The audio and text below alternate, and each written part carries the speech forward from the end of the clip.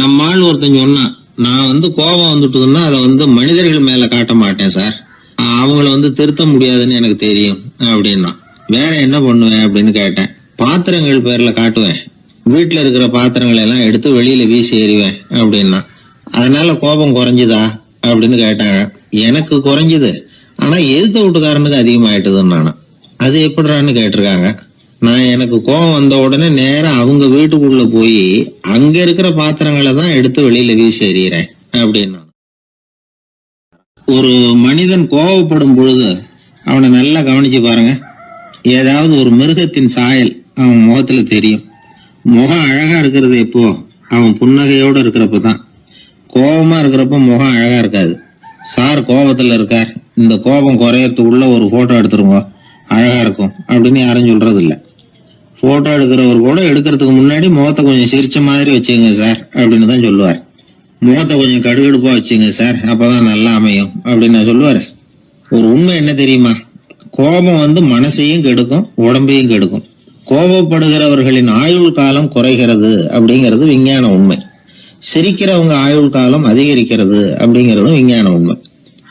கோபப்படுறவங்களை யாரும் விரும்புறதில்ல. கோபப்படுற அப்பா அம்மா கிட்ட பிள்ளைங்க நெருங்காது. கோபப்படுற அதிகாரிகள் கிட்ட ஊழியர்கள் நெருங்க மாட்டாங்க. கோபப்படுற வாத்தியார்கிட்ட பிள்ளைங்க நெருங்குறது இல்ல. அவன் எப்ப பார்த்தாலும் வள்ளு வள்ளுன்னு விழுவான். அதனால எப்பவும் அவன் பக்கத்திலேயே இருக்கணும்னு ஆசைப்படுறேன் அப்படின்னு ஒருத்தன் சொன்னா அவனை இவன் வேடிக்கை பார்க்க ஆரம்பிச்சுட்டான் அப்படின்னு அர்த்தம்.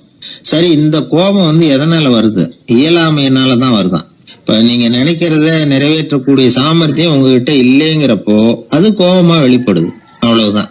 திறமை உள்ளவன் கோபப்பட வேண்டிய அவசியமே இல்லை.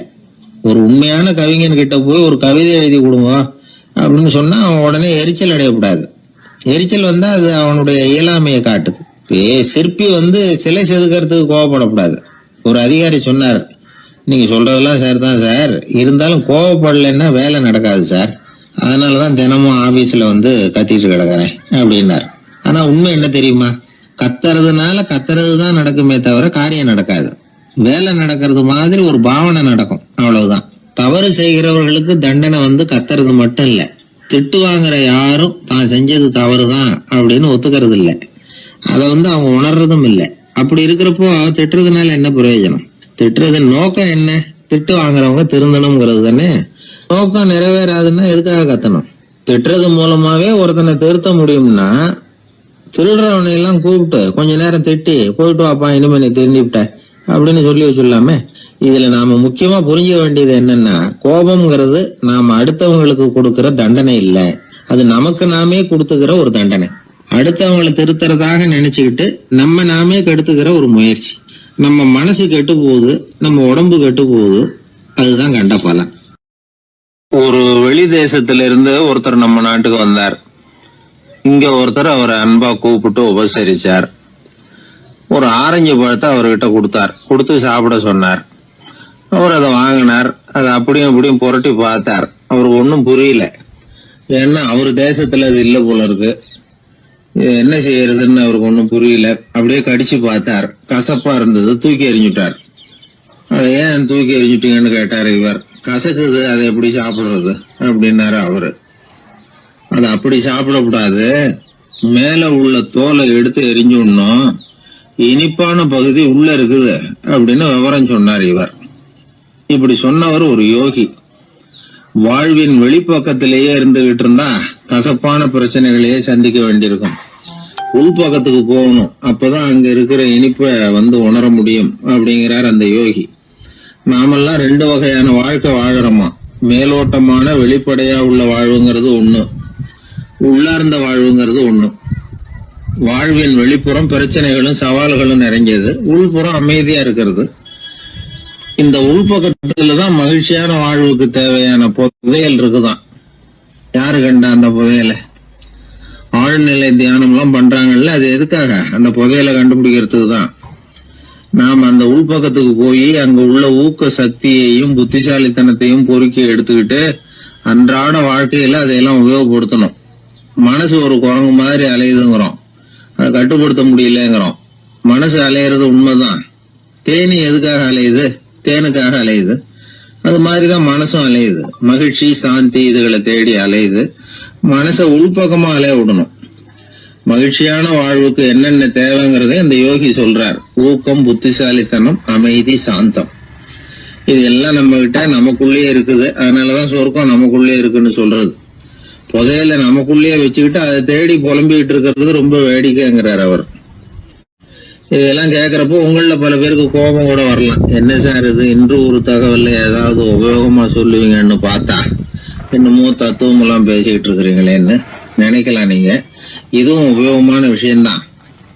நாம தியானம் அது இதுன்னு எதுவும் பண்ணலன்னா கூட மனசுல அழுத்தமோ இறுக்கமோ இல்லாம எப்பவும் சந்தோஷமா இருக்கிறதுக்கு பழகிட்டா அதுவே போதும். ஏன்னா மன இறுக்கத்தினாலேயே ஏகப்பட்ட நோய்கள் வருதான். பெருவாரியான உடம்பு கோளாறுகளுக்கு வாழ்க்கையின் விரக்தியாலேயும் தோல்விகளாலேயும் ஏற்படுற மன இறுக்கம்தான் காரணம்ங்கிறது மருத்துவ ஆராய்ச்சி முடிவு. நான் இறுக்கம் இல்லாம இருக்கிறதுக்கு தான் பிரியப்படுறேன், இந்த சமூகம் அதுக்கு இடம் கொடுக்கலையே, என்ன பண்றது அப்படிங்கிறது சில பேரோட கேள்வி.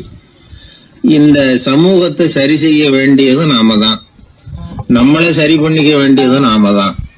நான் சரியா இருக்கிறேன், சமூகம் சரியில்லைன்னு அதை ஒதுக்கி பிரயோஜனம் இல்லை. ஒரு குடும்பஸ்தர், அவர் மனசுல எப்பவும் டென்ஷன். அவர் டென்ஷன் இல்லாம இருக்கிறதுக்கு பழகிக்கிட்டார். அதுக்கப்புறமா அவர் சொல்லுவார், நான் ஒன்னும் ஆழ்நிலை தியானம்லாம் பண்ணல, இருந்தாலும் என் மனசு எப்பவும் அமைதியா தான் இருக்குது. இவ்வளவுக்கும் எங்க வீட்டுல தினமும் என் சம்சாரத்துக்கும் எங்க அம்மாவுக்கும் சண்டை நடந்துகிட்டே தான் இருக்கும் அப்படிம்பார். அது சரிங்க, உங்க அம்மா ஒரு பக்கம், உங்க மனைவி ஒரு பக்கம், அவங்க ரெண்டு பேரும் சண்டை போடுறப்போ நீங்க எந்த பக்கம் இருப்பீங்க அப்படின்னு கேட்டார் ஒருத்தர்.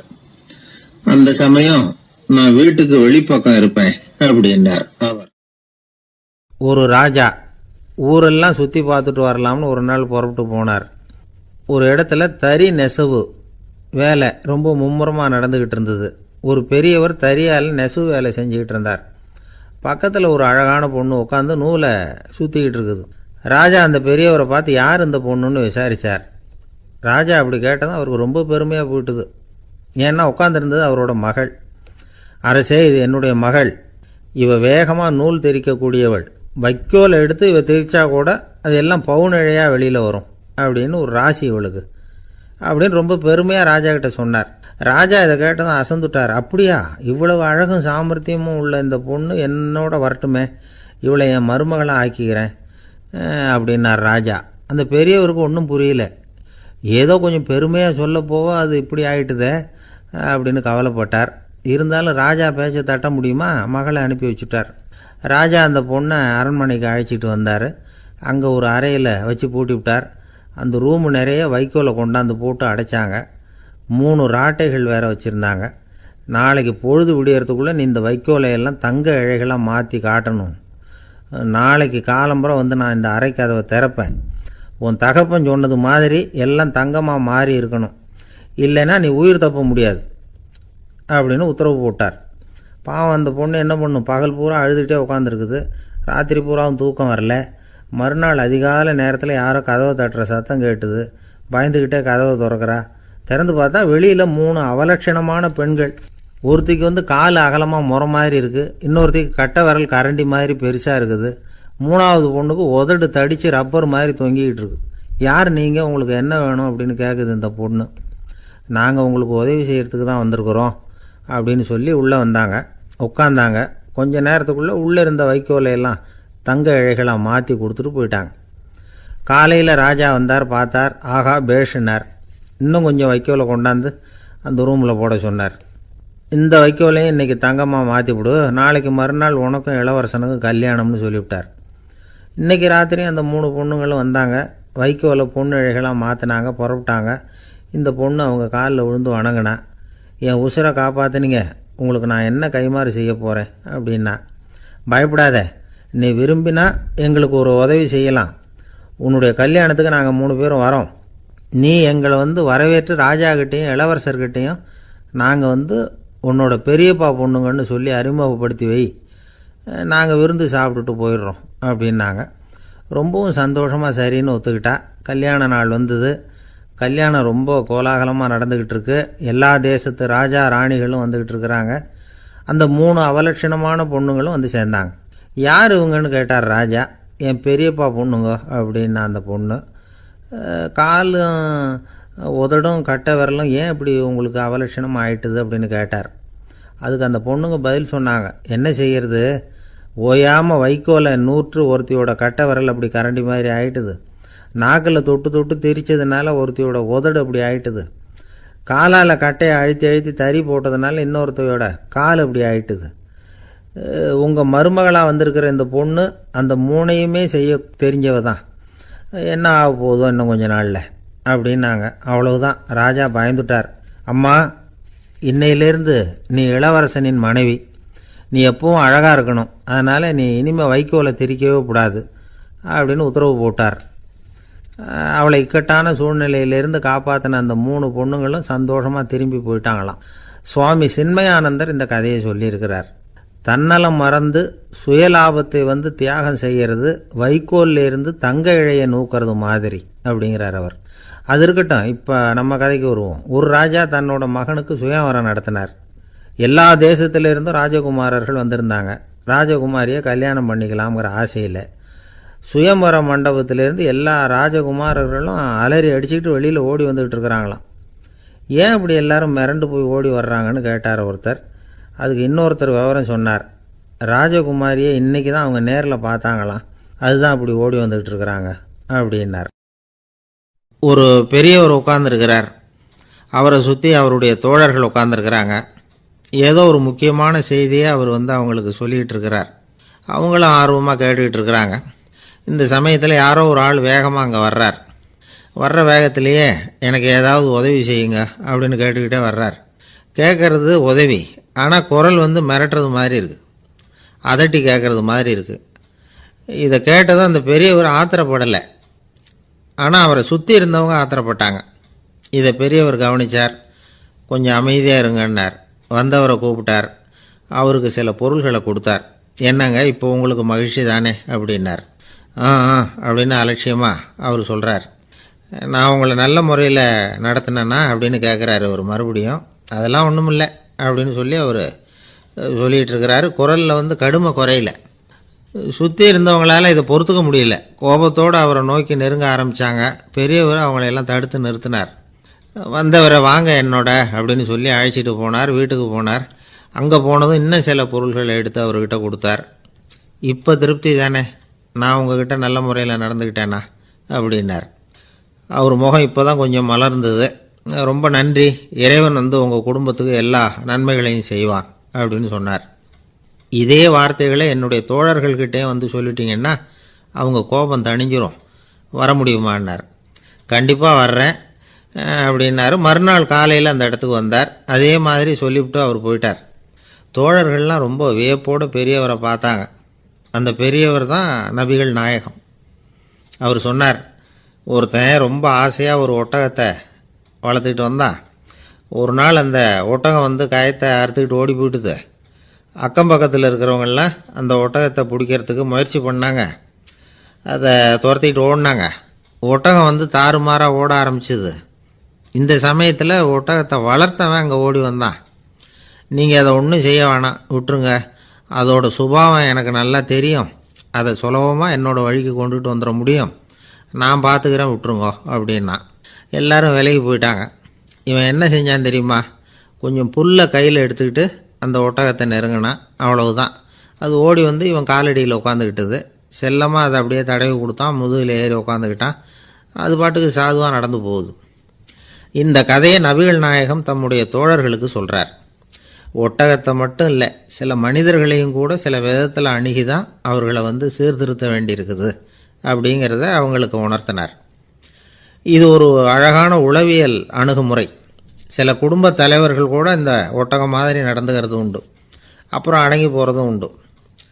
ஒரு குடும்ப தலைவர் காலையில் எழுந்திரிச்சதுலேருந்து சத்தம் போட்டு கத்திக்கிட்டு இருப்பார். பக்கத்தில் இருந்தவங்கெல்லாம் ஓடி போய் சமாதானம் பண்ணி பார்த்தாங்க. அவர் ஓயறது மாதிரி தெரியல. கடைசியில் அவர் மனைவி வந்தாங்க. நீங்கள் எல்லாம் விலகி போயிடுங்க, அவர் சுபாவம் எனக்கு தெரியும், நான் பார்த்துக்கிறேன் அப்படின்னாங்க. சரின்னு எல்லாரும் போயிட்டாங்க. சாயந்தரமாக வந்து பார்க்குறாங்க. அவர் சத்தம் இல்லாமல் ஒரு மூலையில் உட்காந்துருக்கிறார், ரொம்ப சாதுவா. ஆச்சரியமாக இருந்தது. என்னம்மா பண்ணீங்கன்னு கேட்டாங்க. அது ஒன்றும் இல்லைங்க, ஒரு வேளை சாப்பாட்டை நிறுத்தினேன், பட்டினி போட்டேன், அவ்வளவுதான் அப்படின்னாங்க அந்த அம்மா. ஒரு ராஜா இருந்தார். நாடு பூராவும் நிறைய மரங்களை நட்டு வளர்க்கணுங்கிறது அவரோட ஆசை. தானே அதுக்கு முன்மாதிரியாக இருக்கணும்னு நினச்சார். அரண்மனையை சுற்றி மரங்களை நட்டு வளர்த்தார். இதை பார்த்துட்டு ஜனங்களும் அவங்கவுங்க வீட்டை சுற்றி மரக்கன்றுகளை நட்டு வளர்த்தாங்க. கொஞ்ச காலத்தில் ஊர் பூரா பசுமையாக மாறிச்சு.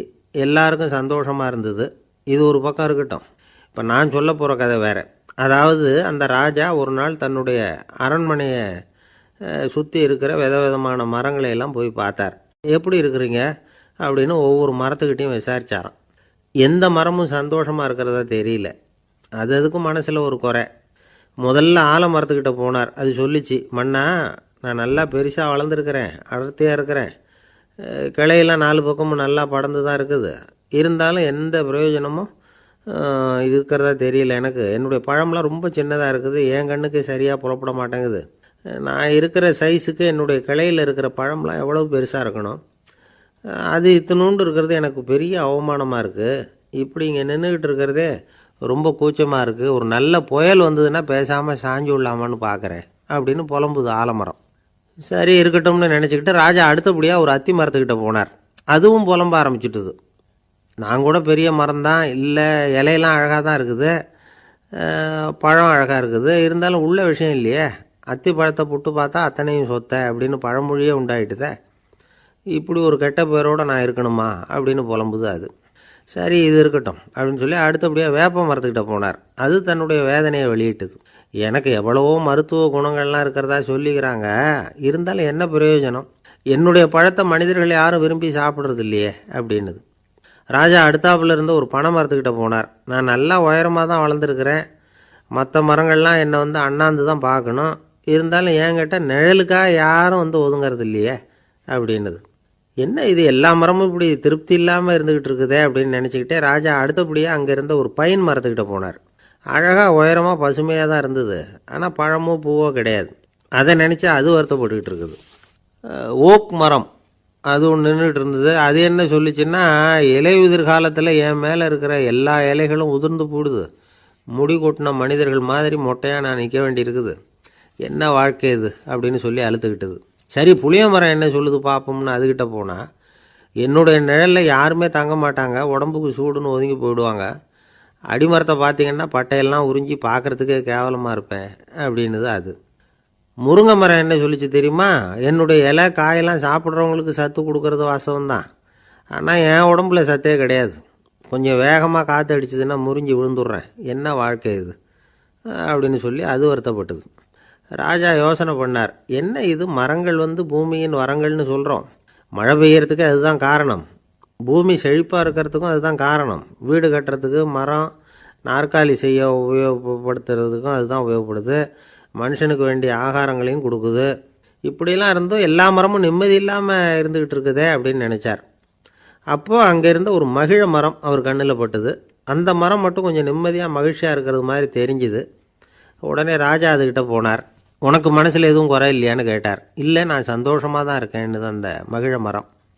அப்படியான்னு ஆச்சரியமாக கேட்டார் ராஜா. ஆமாம் மன்னா, இந்த இடத்துல நீங்கள் ஒரு முருங்கை மரத்தையோ வேப்ப மரத்தையோ கூட நட்டிருக்கலாம், ஆனால் இந்த இடத்துல நடுறதுக்கு என்ன தேர்ந்தெடுத்துருக்குறீங்க, அதுவே எனக்கு பெருமை, அதுவே எனக்கு திருப்தி அப்படின்னு தான் மகிழ மரம். மகிழ மரம் சாதாரணமாக தான் இருக்கும், இளம் மஞ்சள் நிறத்தில் பூக்கள், அது காய்ந்தும் மனம் வீசும். மகிழ மரம் மாதிரி மன திருப்தியோடு வாழறதுக்கு நாம் கற்றுக்கணுமா. நாம் இந்த உலகத்தில் ஒரு நாயாவோ நரியாவோ கூட பிறந்திருக்கலாம், மனுஷனாக பிறந்திருக்கிறோம், அதுவே பெருமை தானே. இந்த நிறைவு தான் மகிழ்ச்சியின் ரகசியம். ஒரு பையன் அப்பா கிட்ட போய், அப்பா நீங்கள் இந்த உலகத்தில் ஒரு மனுஷனாக பிறந்தது என்னோட அதிர்ஷ்டம் நானா. ஏண்டா அப்படி சொல்கிறேன்னு இருக்கார் அப்பா. நீங்கள் ஒரு கரடியாக பிறந்திருந்தா இந்நேரம் நானும் ஒரு கரடி குட்டியாக தானே இருந்திருப்பேன் அப்படின்னு நானா பையன். இந்த உலகத்தில் நாம் நல்லபடியாக இருக்கணும்னா அதுக்கு முக்கியமாக தேவைப்படுறது 2. ஒன்று செல்வம், இன்னொன்று அறிவு. சரி, இது 2ல் சிறந்தது எது அப்படின்னு ஒரு கேள்வி கேட்டால் என்ன பதில் சொல்கிறது? இதே கேள்வியை ஹஸ்ரத் அலி அவர்கள்கிட்ட கேட்டாங்களாம். அவர் ஒரு பெரிய அறிஞர். கேள்வி கேட்டவங்களும் சாதாரண ஆட்கள் இல்லை, இவங்களும் அறிஞர்கள். ஒரு நாள் ஹசரத் அலி அவர்கள்கிட்ட 10 அறிஞர்கள் வந்தாங்களாம். ஐயா, நாங்கள் 10 பேரும் உங்ககிட்ட ஒரே கேள்வியை தான் கேட்க வந்திருக்கிறோம், ஆனால் எங்கள் 10 பேருக்கும் நீங்கள் தனித்தனியாக பதில் சொல்ல முடியுமா அப்படின்னு கேட்டிருக்காங்க. அதாவது அவங்க ஒரே கேள்விக்கு இவர்கிட்ட இருந்து 10 விதமான பதில் எதிர்பார்க்குறாங்க. சரி கேளுங்க, என்ன கேள்வி அப்படின்னார் அவர். அப்போ தான் அவங்க கேட்டாங்களாம், செல்வம் அறிவு இது 2ல் சிறந்தது எது? இதுதான் கேள்வி. ஹஸ்ரத் அலி என்ன பண்ணார் தெரியுமா? அவங்கள ஒவ்வொருத்தராக கூப்பிட்டார், ஒவ்வொரு விதமான பதிலை சொல்லி அனுப்புனார். முதல்ல ஒருத்தரை கூப்பிட்டார், சொன்னார், அறிவுங்கிறது தீர்க்கதரிசிகள், ஞானிகள், மகான்கள் இவங்களோட பரம்பரை சொத்து. ஆனால் செல்வங்கிறது கொடுங்கோலரின் ஆயுதம், அதனால் அறிவு தான் சிறந்தது அப்படின்னார். 2வது ஆளை கூப்பிட்டார், உங்ககிட்ட செல்வம் இருந்தால் நீங்கள் தான் அதை காப்பாற்றணும், ஆனால் அறிவு உங்களை எப்பவும் காப்பாற்றும், ஆகவே அறிவு தான் சிறந்தது அப்படின்னார். 3வது ஆளை கூப்பிட்டார், செல்வந்தனுக்கு எப்போதும் விரோதிகள் அதிகம், ஆனால் அறிஞனுக்கு நண்பர்கள் அதிகம், அதனால் அறிவு தான் சிறந்ததுன்னார். அடுத்தவரை கூப்பிட்டார், செல்வம் அடுத்தவங்களுக்கு கொடுக்க கொடுக்க குறையும், ஆனால் கல்விங்கிறது அதிகரிச்சுக்கிட்டே வரும், கொடுக்கறதுனால குறையாது, அதனால் அறிவு தான் சிறந்ததுன்னார். இன்னொருத்தரை கூப்பிட்டார், அறிவுள்ளவன் எப்பவும் அதை அடுத்தவங்களுக்கு வாரி வழங்கிக்கிட்டே இருப்பான், அதனால் அவங்ககிட்ட தாராளத்தன்மை இருக்கும், ஆனால் செல்வந்தன்கிட்ட கஞ்சத்தனம் தான் இருக்கும், அதனால் அறிவு தான் சிறந்ததுன்னார். 6வது நபரை கூப்பிட்டார், செல்வத்தை கள்வர்கள் திருடிட்டு போக முடியும், ஆனால் அறிவை அப்படி திருடிட்டு போக முடியாது அப்படின்னார். 7வது நபரை கூப்பிட்டார், செல்வம் கால ஓட்டத்தில் அழிஞ்சிரும், ஆனால் அறிவை கால ஓட்டம் ஒன்றும் பண்ண முடியாது, ஆகவே அறிவே சிறந்ததுன்னார். 8வது ஆளை கூப்பிட்டு சொன்னார், செல்வத்துக்கு எப்பவும் எல்லை உண்டு, நிறை உண்டு, அளவு உண்டு, கணக்கு உண்டு, ஆனால் அறிவுக்கு அப்படிப்பட்ட எல்லை எதுவும் கிடையாது, அதனால் அதுதான் சிறந்ததுன்னார். அடுத்தவனை கூப்பிட்டார், செல்வம் உள்ளத்தில் உள்ள ஒளியை போக்கிவிடும், இருட்டை உண்டாக்கிவிடும், விரிந்த மனப்பான்மையை குறுகலாக்கிவிடும், ஆனால் அறிவு அப்படி இல்லை, இருண்ட உள்ளத்தில் ஒளியை பாய்ச்சி அதை விசாலப்படுத்துது, அதுதான் சிறந்ததுன்னார்.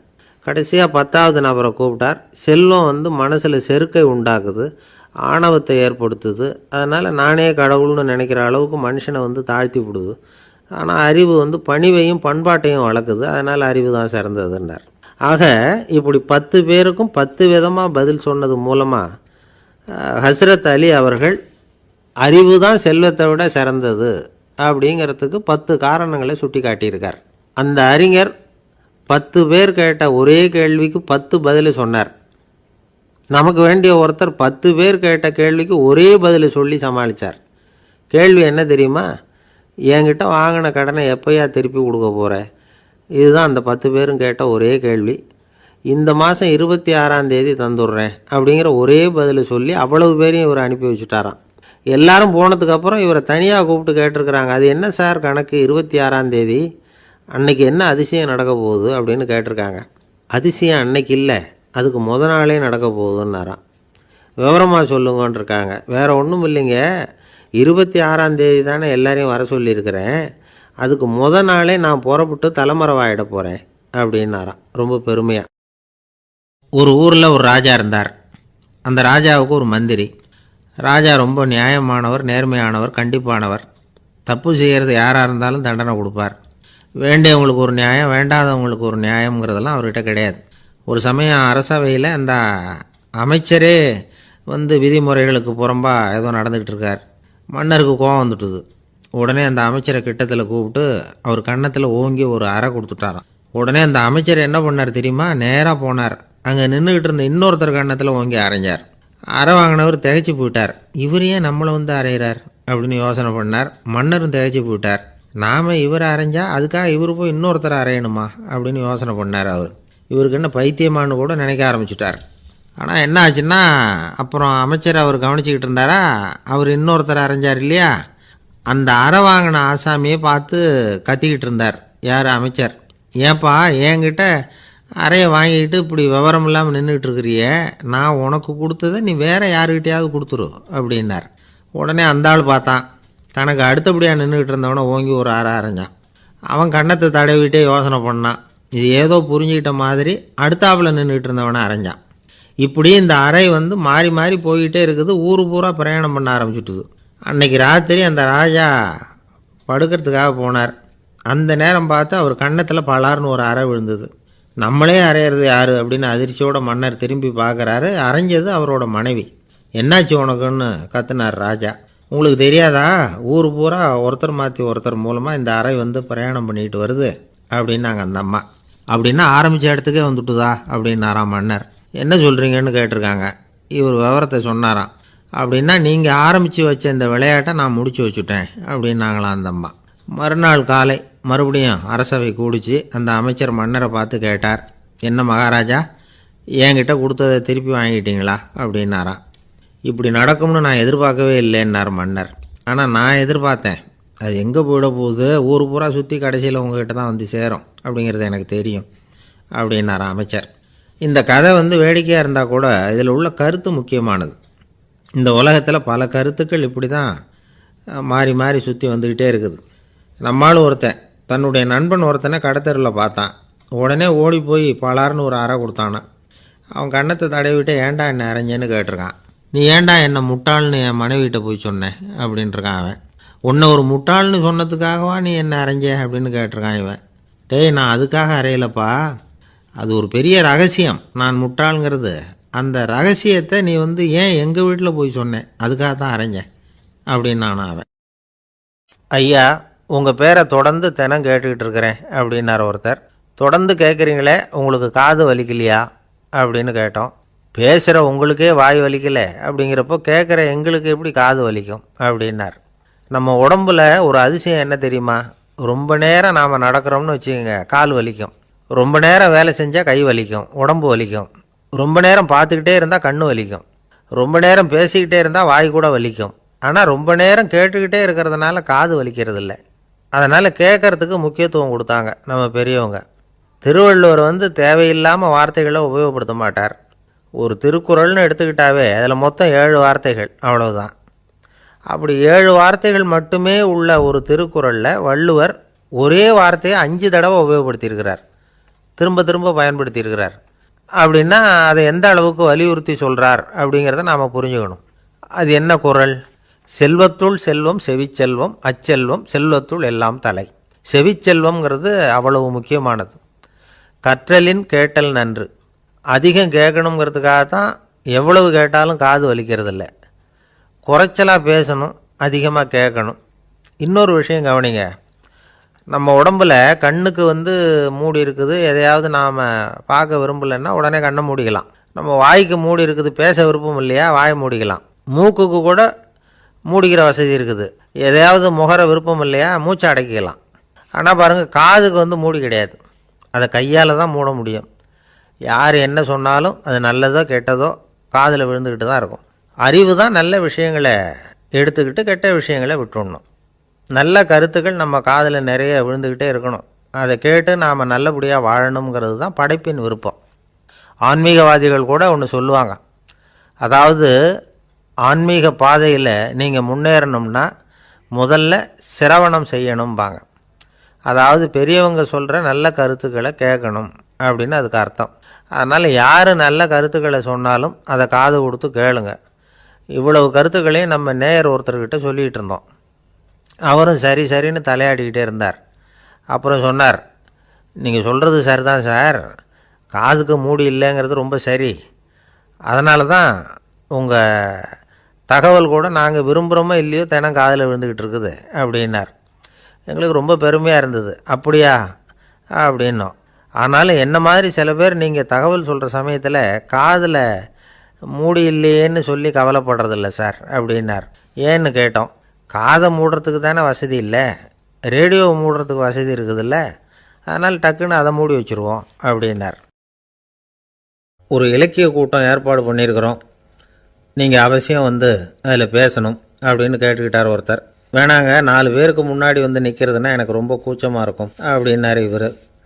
ஏன் சார் இன்னமும் குழந்த மாதிரி கூச்சப்படுறீங்களே அப்படின்னார் அவர். அவரை ஒரு மாதிரியாக சமாளித்து அனுப்பி வச்சுட்டு அதுக்கப்புறம் அதை பற்றி இவர் யோசித்து பார்த்துருக்கார். சில நிபுணர்கள் எழுதியிருக்கிறத படித்தும் பார்த்துருக்கிறார். மனோதத்துவ நிபுணர்கள் என்ன சொல்கிறாங்க தெரியுமா? 10லேருந்து 20% குழந்தைகள் பிறக்கிறப்பவே கூச்ச சுபாவம் கொண்டதாக தான் இருக்குதாம். ஒரு தாத்தா தன்னோட பேர பிள்ளைய ஆசையாக கூப்பிடுறார் விளையாட்டு காட்ட, அதை அழுதுகிட்டு ஓடி போகுது. ஒரு அம்மா தன்னோட பிள்ளைய பள்ளிக்கூடத்தில் சேர்க்கறதுக்காக கூப்பிட்டுக்கிட்டு போகிறாங்க. அந்த புள்ள அம்மாவோட முந்தானையில் ஒளிஞ்சிக்கிட்டு வெளில வரமாட்டேங்குது. இவங்களையெல்லாம் எப்படி சமாளிக்கிறது? குழந்தைகளோட கூச்ச சுபாவத்தை போக்குறது எப்படி? இதுக்கு நிபுணர்கள் சில யோசனைகளை சொல்லியிருக்கிறாங்க. மற்றவங்களுக்கு முன்னாடி என் பையனுக்கு கூச்சம் ரொம்ப அதிகம் சார், மற்றவங்க பார்த்தா ரொம்ப வெக்கப்படுறான், இப்படி சொல்கிற அப்பாக்கள் உண்டு. என் பையன் புது மனுஷால பார்த்தா அட்டையாக ஒட்டிக்குவான் சார் அப்படின்னு சொல்கிற அப்பாக்களும் உண்டு. இப்படிலாம் குழந்தைகளுக்கு முத்திரை குத்துறது ரொம்ப தப்பான். புதுசாக யாராவது வீட்டுக்கு வந்தால் குழந்தை தானாக தன்னோட கூச்சத்தையும் பயத்தையும் போக்கிக்கிட்டு சகஜமாக மாறி வர்றதுக்கு வாய்ப்பு கொடுக்கணுமா. ஒரு கூட்டத்துக்கோ அல்லது சொந்தக்காரங்க கல்யாணத்துக்கோ குழந்தைய அழைச்சிட்டு போகிறீங்க, அங்கே போய் கட்டாயப்படுத்தி குழந்தைய மற்றவங்க கிட்ட பேச சொல்லக்கூடாது. சில சமயம் குழந்தை தானாக தன்னுடைய கூச்ச சுபாவத்தை விட்டு பேசுகிறதுக்கு முன் வந்தால் அதை பாராட்டணும். குழந்தை கலகலப்பு இல்லாமல் மௌனமாக இருந்ததுன்னா அதையும் கண்டுக்கக்கூடாது. குழந்தை பேச ஆரம்பித்தா அதை ஆர்வத்தோடு கவனிக்க தெரியணும்.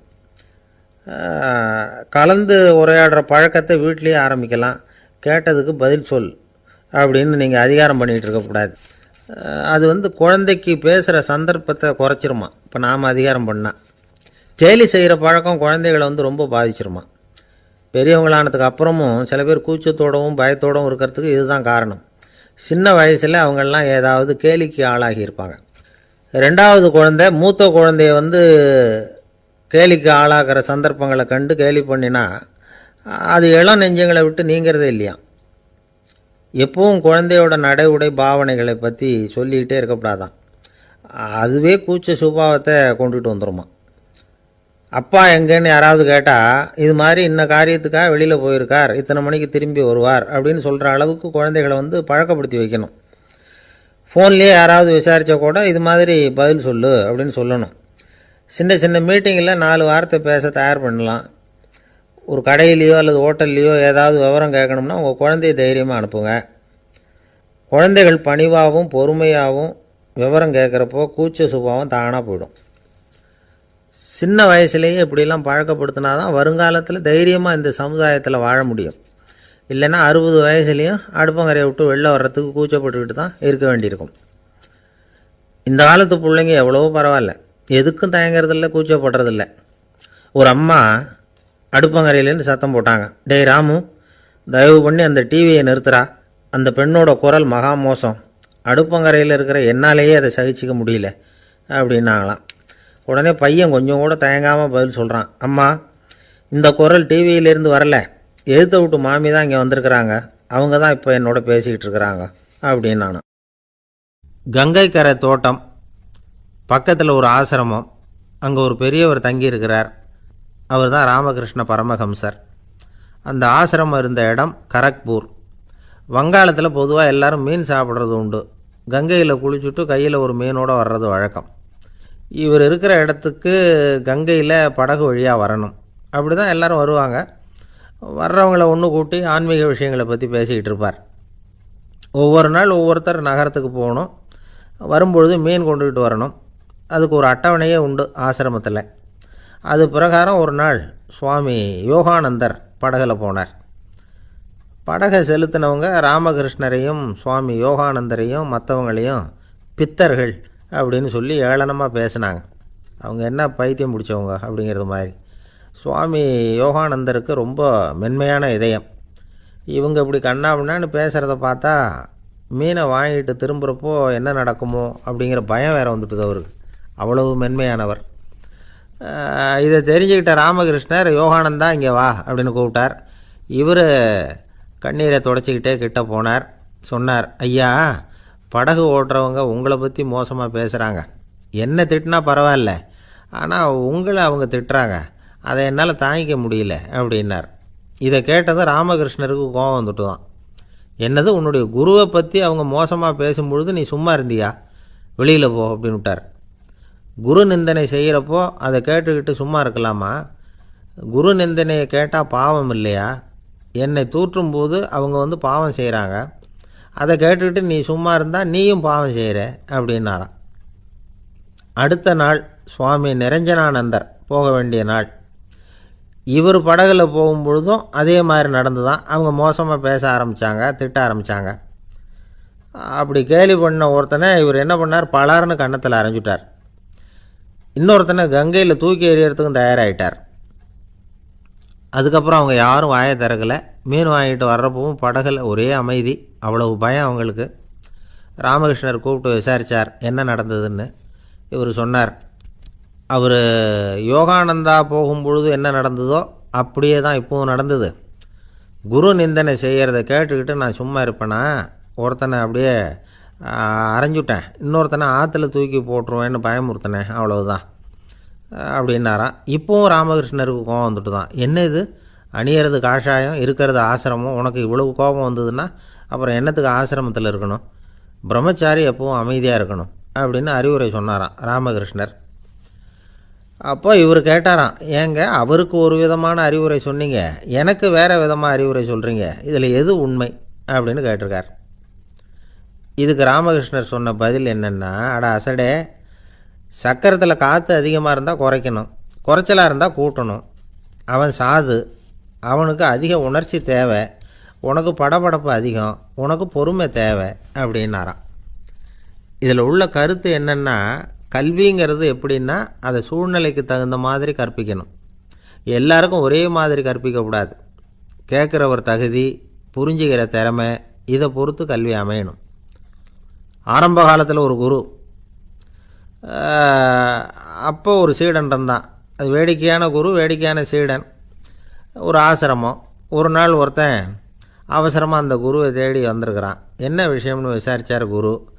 உங்கள் சீடர் என்னை அடிச்சுட்டார் அப்படின்னு புகார் பண்ணானா அந்த ஆள். குரு சீடனை கூப்பிட்டார். அடிச்சே அந்த ஆளை அப்படின்னு கேட்டாரான். ஆமான் இருக்கான் சீடன். ஏன் அடிச்சே அப்படின்னு கேட்டாரான். இந்த ஆள் உங்களை பற்றி மட்டமாக பேசிவிட்டான், என்னால் அதை தாங்கிக்க முடியல, அதனால தான் அடிச்சுட்டேன்ருக்கான். அப்படி என்ன பேசினான் அப்படின்னு கேட்டாரான். உன்னுடைய குருநாதர் இப்போல்லாம் அர்த்தமில்லாமல் பேச ஆரம்பிச்சுட்டார் அப்படின்னு சொல்லிவிட்டான், அதனால தான் அடிச்சுட்டேன் அப்படின்னானா. அதுக்காக அடித்தே அப்படின்னாரான்.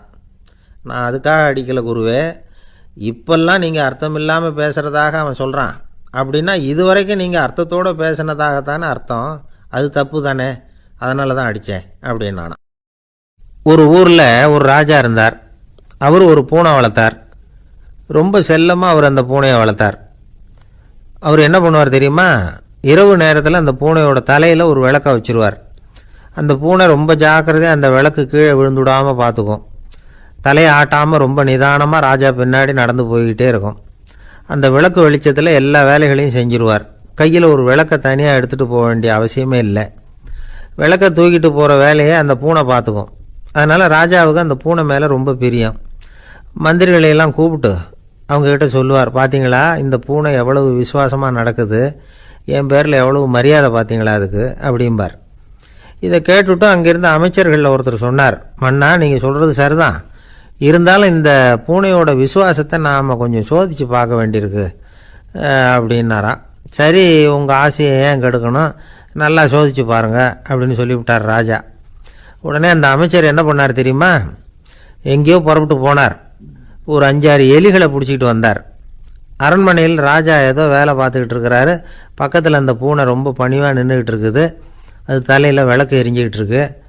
அமைச்சர் தான் பிடிச்சிக்கிட்டு வந்த எலிகளை அந்த பூனை பார்வையில் படுறது மாதிரி எதிரில் விட்டார். அந்த எலிகள்லாம் அங்கேயும் இங்கேயும் ஓட ஆரம்பிச்சிது. அதை பார்த்தது பூனை, அவ்வளவுதான். தலையில் இருக்கிற விளக்கை பற்றியும் கவலைப்படலை, ராஜாவை பற்றியும் கவலைப்படலை. ஒரே பாய்ச்சலாக பாஞ்சு எலிகளை துரத்த ஆரம்பிச்சுட்டுது. தலையில் இருந்த விளக்கு எங்கேயோ போய் விழுந்தது, அணைஞ்சு போச்சு. இருட்டில் ராஜா தடுமாற ஆரம்பிச்சுட்டார். இந்த சமயத்தில் அந்த அமைச்சர் மறுபடியும் விளக்கை ஏற்றினார். வெளிச்சம் வந்தது. அதுக்கப்புறம் அந்த அமைச்சர் பேசினார். அரசே, பூனையோட விசுவாசத்தை பார்த்தீங்களா, எலி அது கண்ணில் படுற வரைக்கும் தான் விசுவாசமாக இருந்தது. அது மாதிரி எலியை பார்த்ததும் எல்லாத்தையும் விட்டுட்டு அதை துரத்த ஆரம்பிச்சுட்டு பார்த்தீங்களா. தான் அந்த பூனையை பற்றி நினச்சது தப்புங்கிறது அதுக்கப்புறம் தான் அந்த ராஜாவுக்கு புரிஞ்சுதான். சரி, இப்போ எதுக்கு இந்த கதையெல்லாம் அப்படிங்கிறீங்களா, இந்த பூனை மாதிரி தான் நம்ம மனசும். மனசை எவ்வளவு தான் பயிற்சி கொடுத்து பக்குவமாக வச்சுருந்தாலும் பார்க்குறதுக்கு பரமசாது மாதிரி தான் இருக்கும். பார்க்க வேண்டியதை பார்த்துட்டுதுன்னா பாஞ்சிரும். இந்த பூனை மாதிரி புலன் இன்பப் பொருள்கள் கிட்டாத வரைக்கும் மனம் அடங்கி இருக்கிறது மாதிரி தான் தெரியும். கொஞ்சம் வாய்ப்பு கிடைச்சாலும் அது குதிக்க ஆரம்பிச்சிடும், தப்பு பண்ண ஆரம்பிச்சிடும். பெரிய பெரிய முனிவர்கள் வாழ்க்கையில் நடந்த வீழ்ச்சி இதை தான் நிரூபிக்குது. புலன்களின் ஆற்றல் அதிகம், அதனால் மனக்கட்டுப்பாடு பயிற்சிகளில் ரொம்ப எச்சரிக்கையாக இருக்கணுங்கிறார் சுவாமி சிவானந்தர். மது பழக்கத்தையே விட்டுவிட்டேன்னு உறுதியாக இருப்பான். கடை கண்ணில் பட்டுவிட்டதுன்னா காலை அவனை கேட்காமலே இழுத்துக்கிட்டு உள்ளே போயிடும். இதுதான் மனசுங்கிறது. அதுதான் அந்த ராஜா வளர்த்த பூனை. நம்மால் ஒருத்தன் அந்த ராஜா பூனை தலையில் விளக்க வச்சது மாதிரி இவன் தன்னுடைய தலையிலேயே ஒரு விளக்கை ஏற்றி வச்சுக்கிட்டு என்னத்தையோ தேட ஆரம்பித்தான். தேடிக்கிட்டு இருக்கிறான். தலையை ஆட்டாமல் நிதானமாக நடந்து ரொம்ப நேரமாக தேடிட்டு இருக்கிறான். அந்த சமயம் அங்கே வந்த ஒருத்தர் என்னத்தை தேடுறீங்கன்னு கேட்டார். அதுதான் மறந்து போச்சு அப்படின்னு இழுத்தான். சரி, கொஞ்சம் இப்படி உட்காருங்க, ஞாபகம் வந்ததும் தேட ஆரம்பிக்கலாம் அப்படின்னார் அவர். இவன் கொஞ்ச நேரம் உட்காந்து யோசித்தான். அப்புறம் திடீர்னு எழுந்திரிச்சான். ஞாபகம் வந்துட்டுதுன்னா. என்னன்னு கேட்டார்.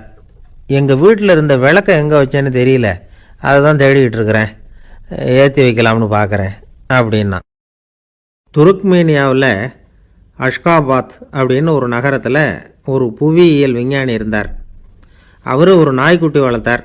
ஒரு நாள் முன்னிரவு நேரம் ஒரு மேஜைக்கு முன்னாடி உட்காந்து அந்த விஞ்ஞானி ஏதோ கணக்கு போட்டுக்கிட்டு இருக்கிறார். அவருக்கு ஒரு சின்ன பெண் குழந்தை, அது தொட்டிலில் தூங்கிட்டு இருக்குது. அந்த நாய்க்குட்டியும் ஒரு மூலையில் படுத்து அது பாட்டுக்கு தூங்கிட்டு இருந்தது. ஒரே அமைதி. அந்த நேரத்தில் திடீர்னு அந்த நாய்க்குட்டி துள்ளி எழுந்திரிச்சிது. நேராக குழந்தைகிட்ட ஓடிச்சு. அந்த குழந்தைய அது போட்டிருந்த ட்ரெஸ்ஸோடு சேர்த்து கவ்வி தூக்குச்சு. தூக்கிக்கிட்டு வாசல் பக்கம் ஓடிச்சு.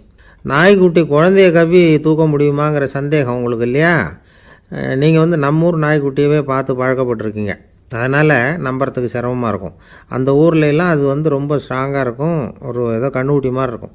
விஞ்ஞானி அதை பார்த்துட்டார். உடனே அந்த நாய்க்கு வெறி பிடிச்சிட்டுதுன்னு முடிவு பண்ணிவிட்டு தன்னோட கை துப்பாக்கி எடுத்துக்கிட்டு ஓடி வந்தார். அவர் வெளியில் நாய்க்குட்டி எங்கே அப்படின்னு பார்த்து தேடுறார். அந்த நேரத்தில் அந்த வீடு இடிஞ்சு விழுது. காரணம் பூமி அதிர்ச்சி. இப்படி பூமி அதிர்ச்சி உண்டாக போகுதுங்கிறது அந்த நாய்க்குட்டிக்கு முன்னாடியே தெரிஞ்சு போச்சு. அதுதான் குழந்தைய தூக்கிட்டு வெளியில் ஓடி வந்திருக்குது. அது மூலமாக அந்த குடும்பத்தையே காப்பாற்றிருக்குது அந்த நாய்க்குட்டி. இந்த சம்பவம் நடக்கிறதுக்கு 3 நாளைக்கு முன்னாடியே சில பிராணிகளுக்கு இப்படி நடக்க போகுதுங்கிறது தெரிஞ்சிருக்குதான். ஆமாம், அந்த நகரத்தில் 3 நாளைக்கு முன்னாடியே பாம்பு, பல்லி இதெல்லாம் அது தங்கியிருந்த வலையை விட்டு வெளியில் ஓடி வந்துட்டுது. அதே மாதிரி அங்கே இருந்த புறாவெல்லாம் பறந்து போயிடுச்சான். இதே மாதிரி யுகோஸ்லோவியாவில் கூட ஒரு நகரம், அங்கே ஒரு நாள் ராத்திரி ஒரு மிருக காட்சி சாலையில் திடீர்னு ஒரு பெரிய கலவரம், கூச்சல், குழப்பம். அங்கே இருந்த கழுதை, புலி, யானை, பறவை எல்லாம் கண்ணாபின்னான்னு கத்த ஆரம்பிச்சுட்டுது. நீர் யானை அதுக்குன்னு போடப்பட்டிருந்த தடுப்பையே தாண்டி குதித்து வெளியில் வந்துட்டு தான். மறுநாள் தான் எல்லாருக்கும் விஷயம் புரிஞ்சுது. அடுத்த நாள் காலையில் அங்கே பூமி அதிர்ச்சி உண்டாயிட்டுது. இப்போ பாருங்கள், அதாவது மனுஷனை போய் தீர்க்க தரிசி அது இதுன்னு சொல்லிகிட்டு இருக்கிறோம். இவனை விட அது பரவாயில்லைன்னு தோணுது. அதாவது மிருகங்கள் ஒன்று நடக்க போகுதுங்கிறத முன்னாடியே புரிஞ்சுக்குதே. சரி, இதெல்லாம் எப்படி அது முன்கூட்டி புரிஞ்சுக்குது? அதுதான் படைப்பு ரகசியம். அதை கண்டுபிடிக்கிறதுக்கு தான் மனுஷன் ஆராய்ச்சி பண்ணிகிட்டு இருக்கிறான். விஞ்ஞானிகளோட ஆராய்ச்சியெல்லாம் ஒரு பக்கம் இருக்கட்டும், வீட்டுக்குள்ளேயே சில ஆராய்ச்சி பண்ணி பாருங்களேன். இப்போ சில யோசனை சொல்லி அதை சோதனை பண்ணி பாருங்க அப்படின்னு ஒருத்தர் சொன்னாராம். அதாவது இப்போ மழை வருமா வராதா அப்படின்னு தெரிஞ்சுக்கணுமா, உடனே ஒரு பூனைக்குட்டி பின்னாடியே மெதுவாக போய் அது என்ன செய்யுதுன்னு கவனித்து பார்க்கணும். பூனைக்குட்டி தன்னோட பாதத்தினால சுகத்தில் அப்படி கீறிக்கிட்டு இருக்கும். அப்படி கீறினா கண்டிப்பாக மழை வரும்.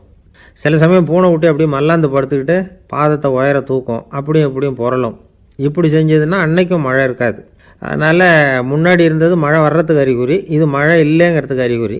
பறவைகள், பிராணிகள் இதுகளோட நடவடிக்கைகளை பார்த்துட்டு அதையெல்லாம் அடிப்படையாக வச்சு தான் காலநிலையை கண்டுபிடிக்கிற கருவிகளை கண்டுபிடிச்சிருக்கிறாங்க. வாத்து இருக்குல்ல, சில சமயம் தன்னோட அழகை தன்னோட இறகுகளில் அப்படியே புதைச்சிக்கும். அப்படி செஞ்சால் குளிர்காலம் வரப்போகுதுன்னு அர்த்தம். பருவநிலை குளிராக மாறப்போகுதுங்கிறதுக்கு இதுதான் அறிகுறி. சிட்டுக்குருவி இருக்குதுல்ல, அதெல்லாம் புழுதியில் உழுந்து புரளும், சிறகுகளை படபடன்னு அடிச்சுக்கும். அப்படி செஞ்சால் மழை வரப்போகுதுன்னு அர்த்தம். ஒன்று மட்டும் நாம் நல்லா தெரிஞ்சுக்கணும், இயற்கையின் சீற்றம்னு சொல்கிறோம் இல்லையா, இயற்கை ஏன் நம்ம மேலே கோவப்படுது? இயற்கையை நாம் அனுசரித்து போகிறதில்ல, அதனால் கோவப்படுது. காடுகளை அழிக்கப்படாது, விலங்குகளை கொல்லக்கூடாது, இயற்கை ஏற்படுத்தி வச்சிருக்கிற சமநிலையை கெடுக்கக்கூடாது. அதை புரிஞ்சுக்கிட்டு வாழ்ந்தோம்னா பூமியும் நடுங்காது, நாமளும் நடுங்க வேண்டிய அவசியம் இருக்காது. ஒருத்தர் இருந்தார், சாராய கடைக்கு போனாராம், நிறைய சாப்பிட்டார். அப்புறம் சொன்னார், இது ரொம்ப அற்புதமான சரக்கு போல் இருக்குது, உள்ளே போன உடனே இந்த பூமியே நடுங்கிறது மாதிரி இருக்குது எனக்கு அப்படின்னாராம். இதுக்கு கடைக்காரர் சொல்லியிருக்கார், நீங்கள் சாப்பிட்டது வெறும் பச்சை தண்ணி தாங்க, இப்போ ஏற்பட்டிருக்கிறது நிஜம் பூமி அதிர்ச்சி அப்படின்னாராம்.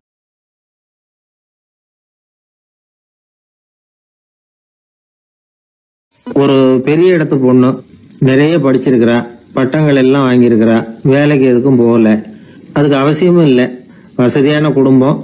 அந்த பொண்ணுக்கு பொழுதுபோக்கு என்ன தெரியுமா?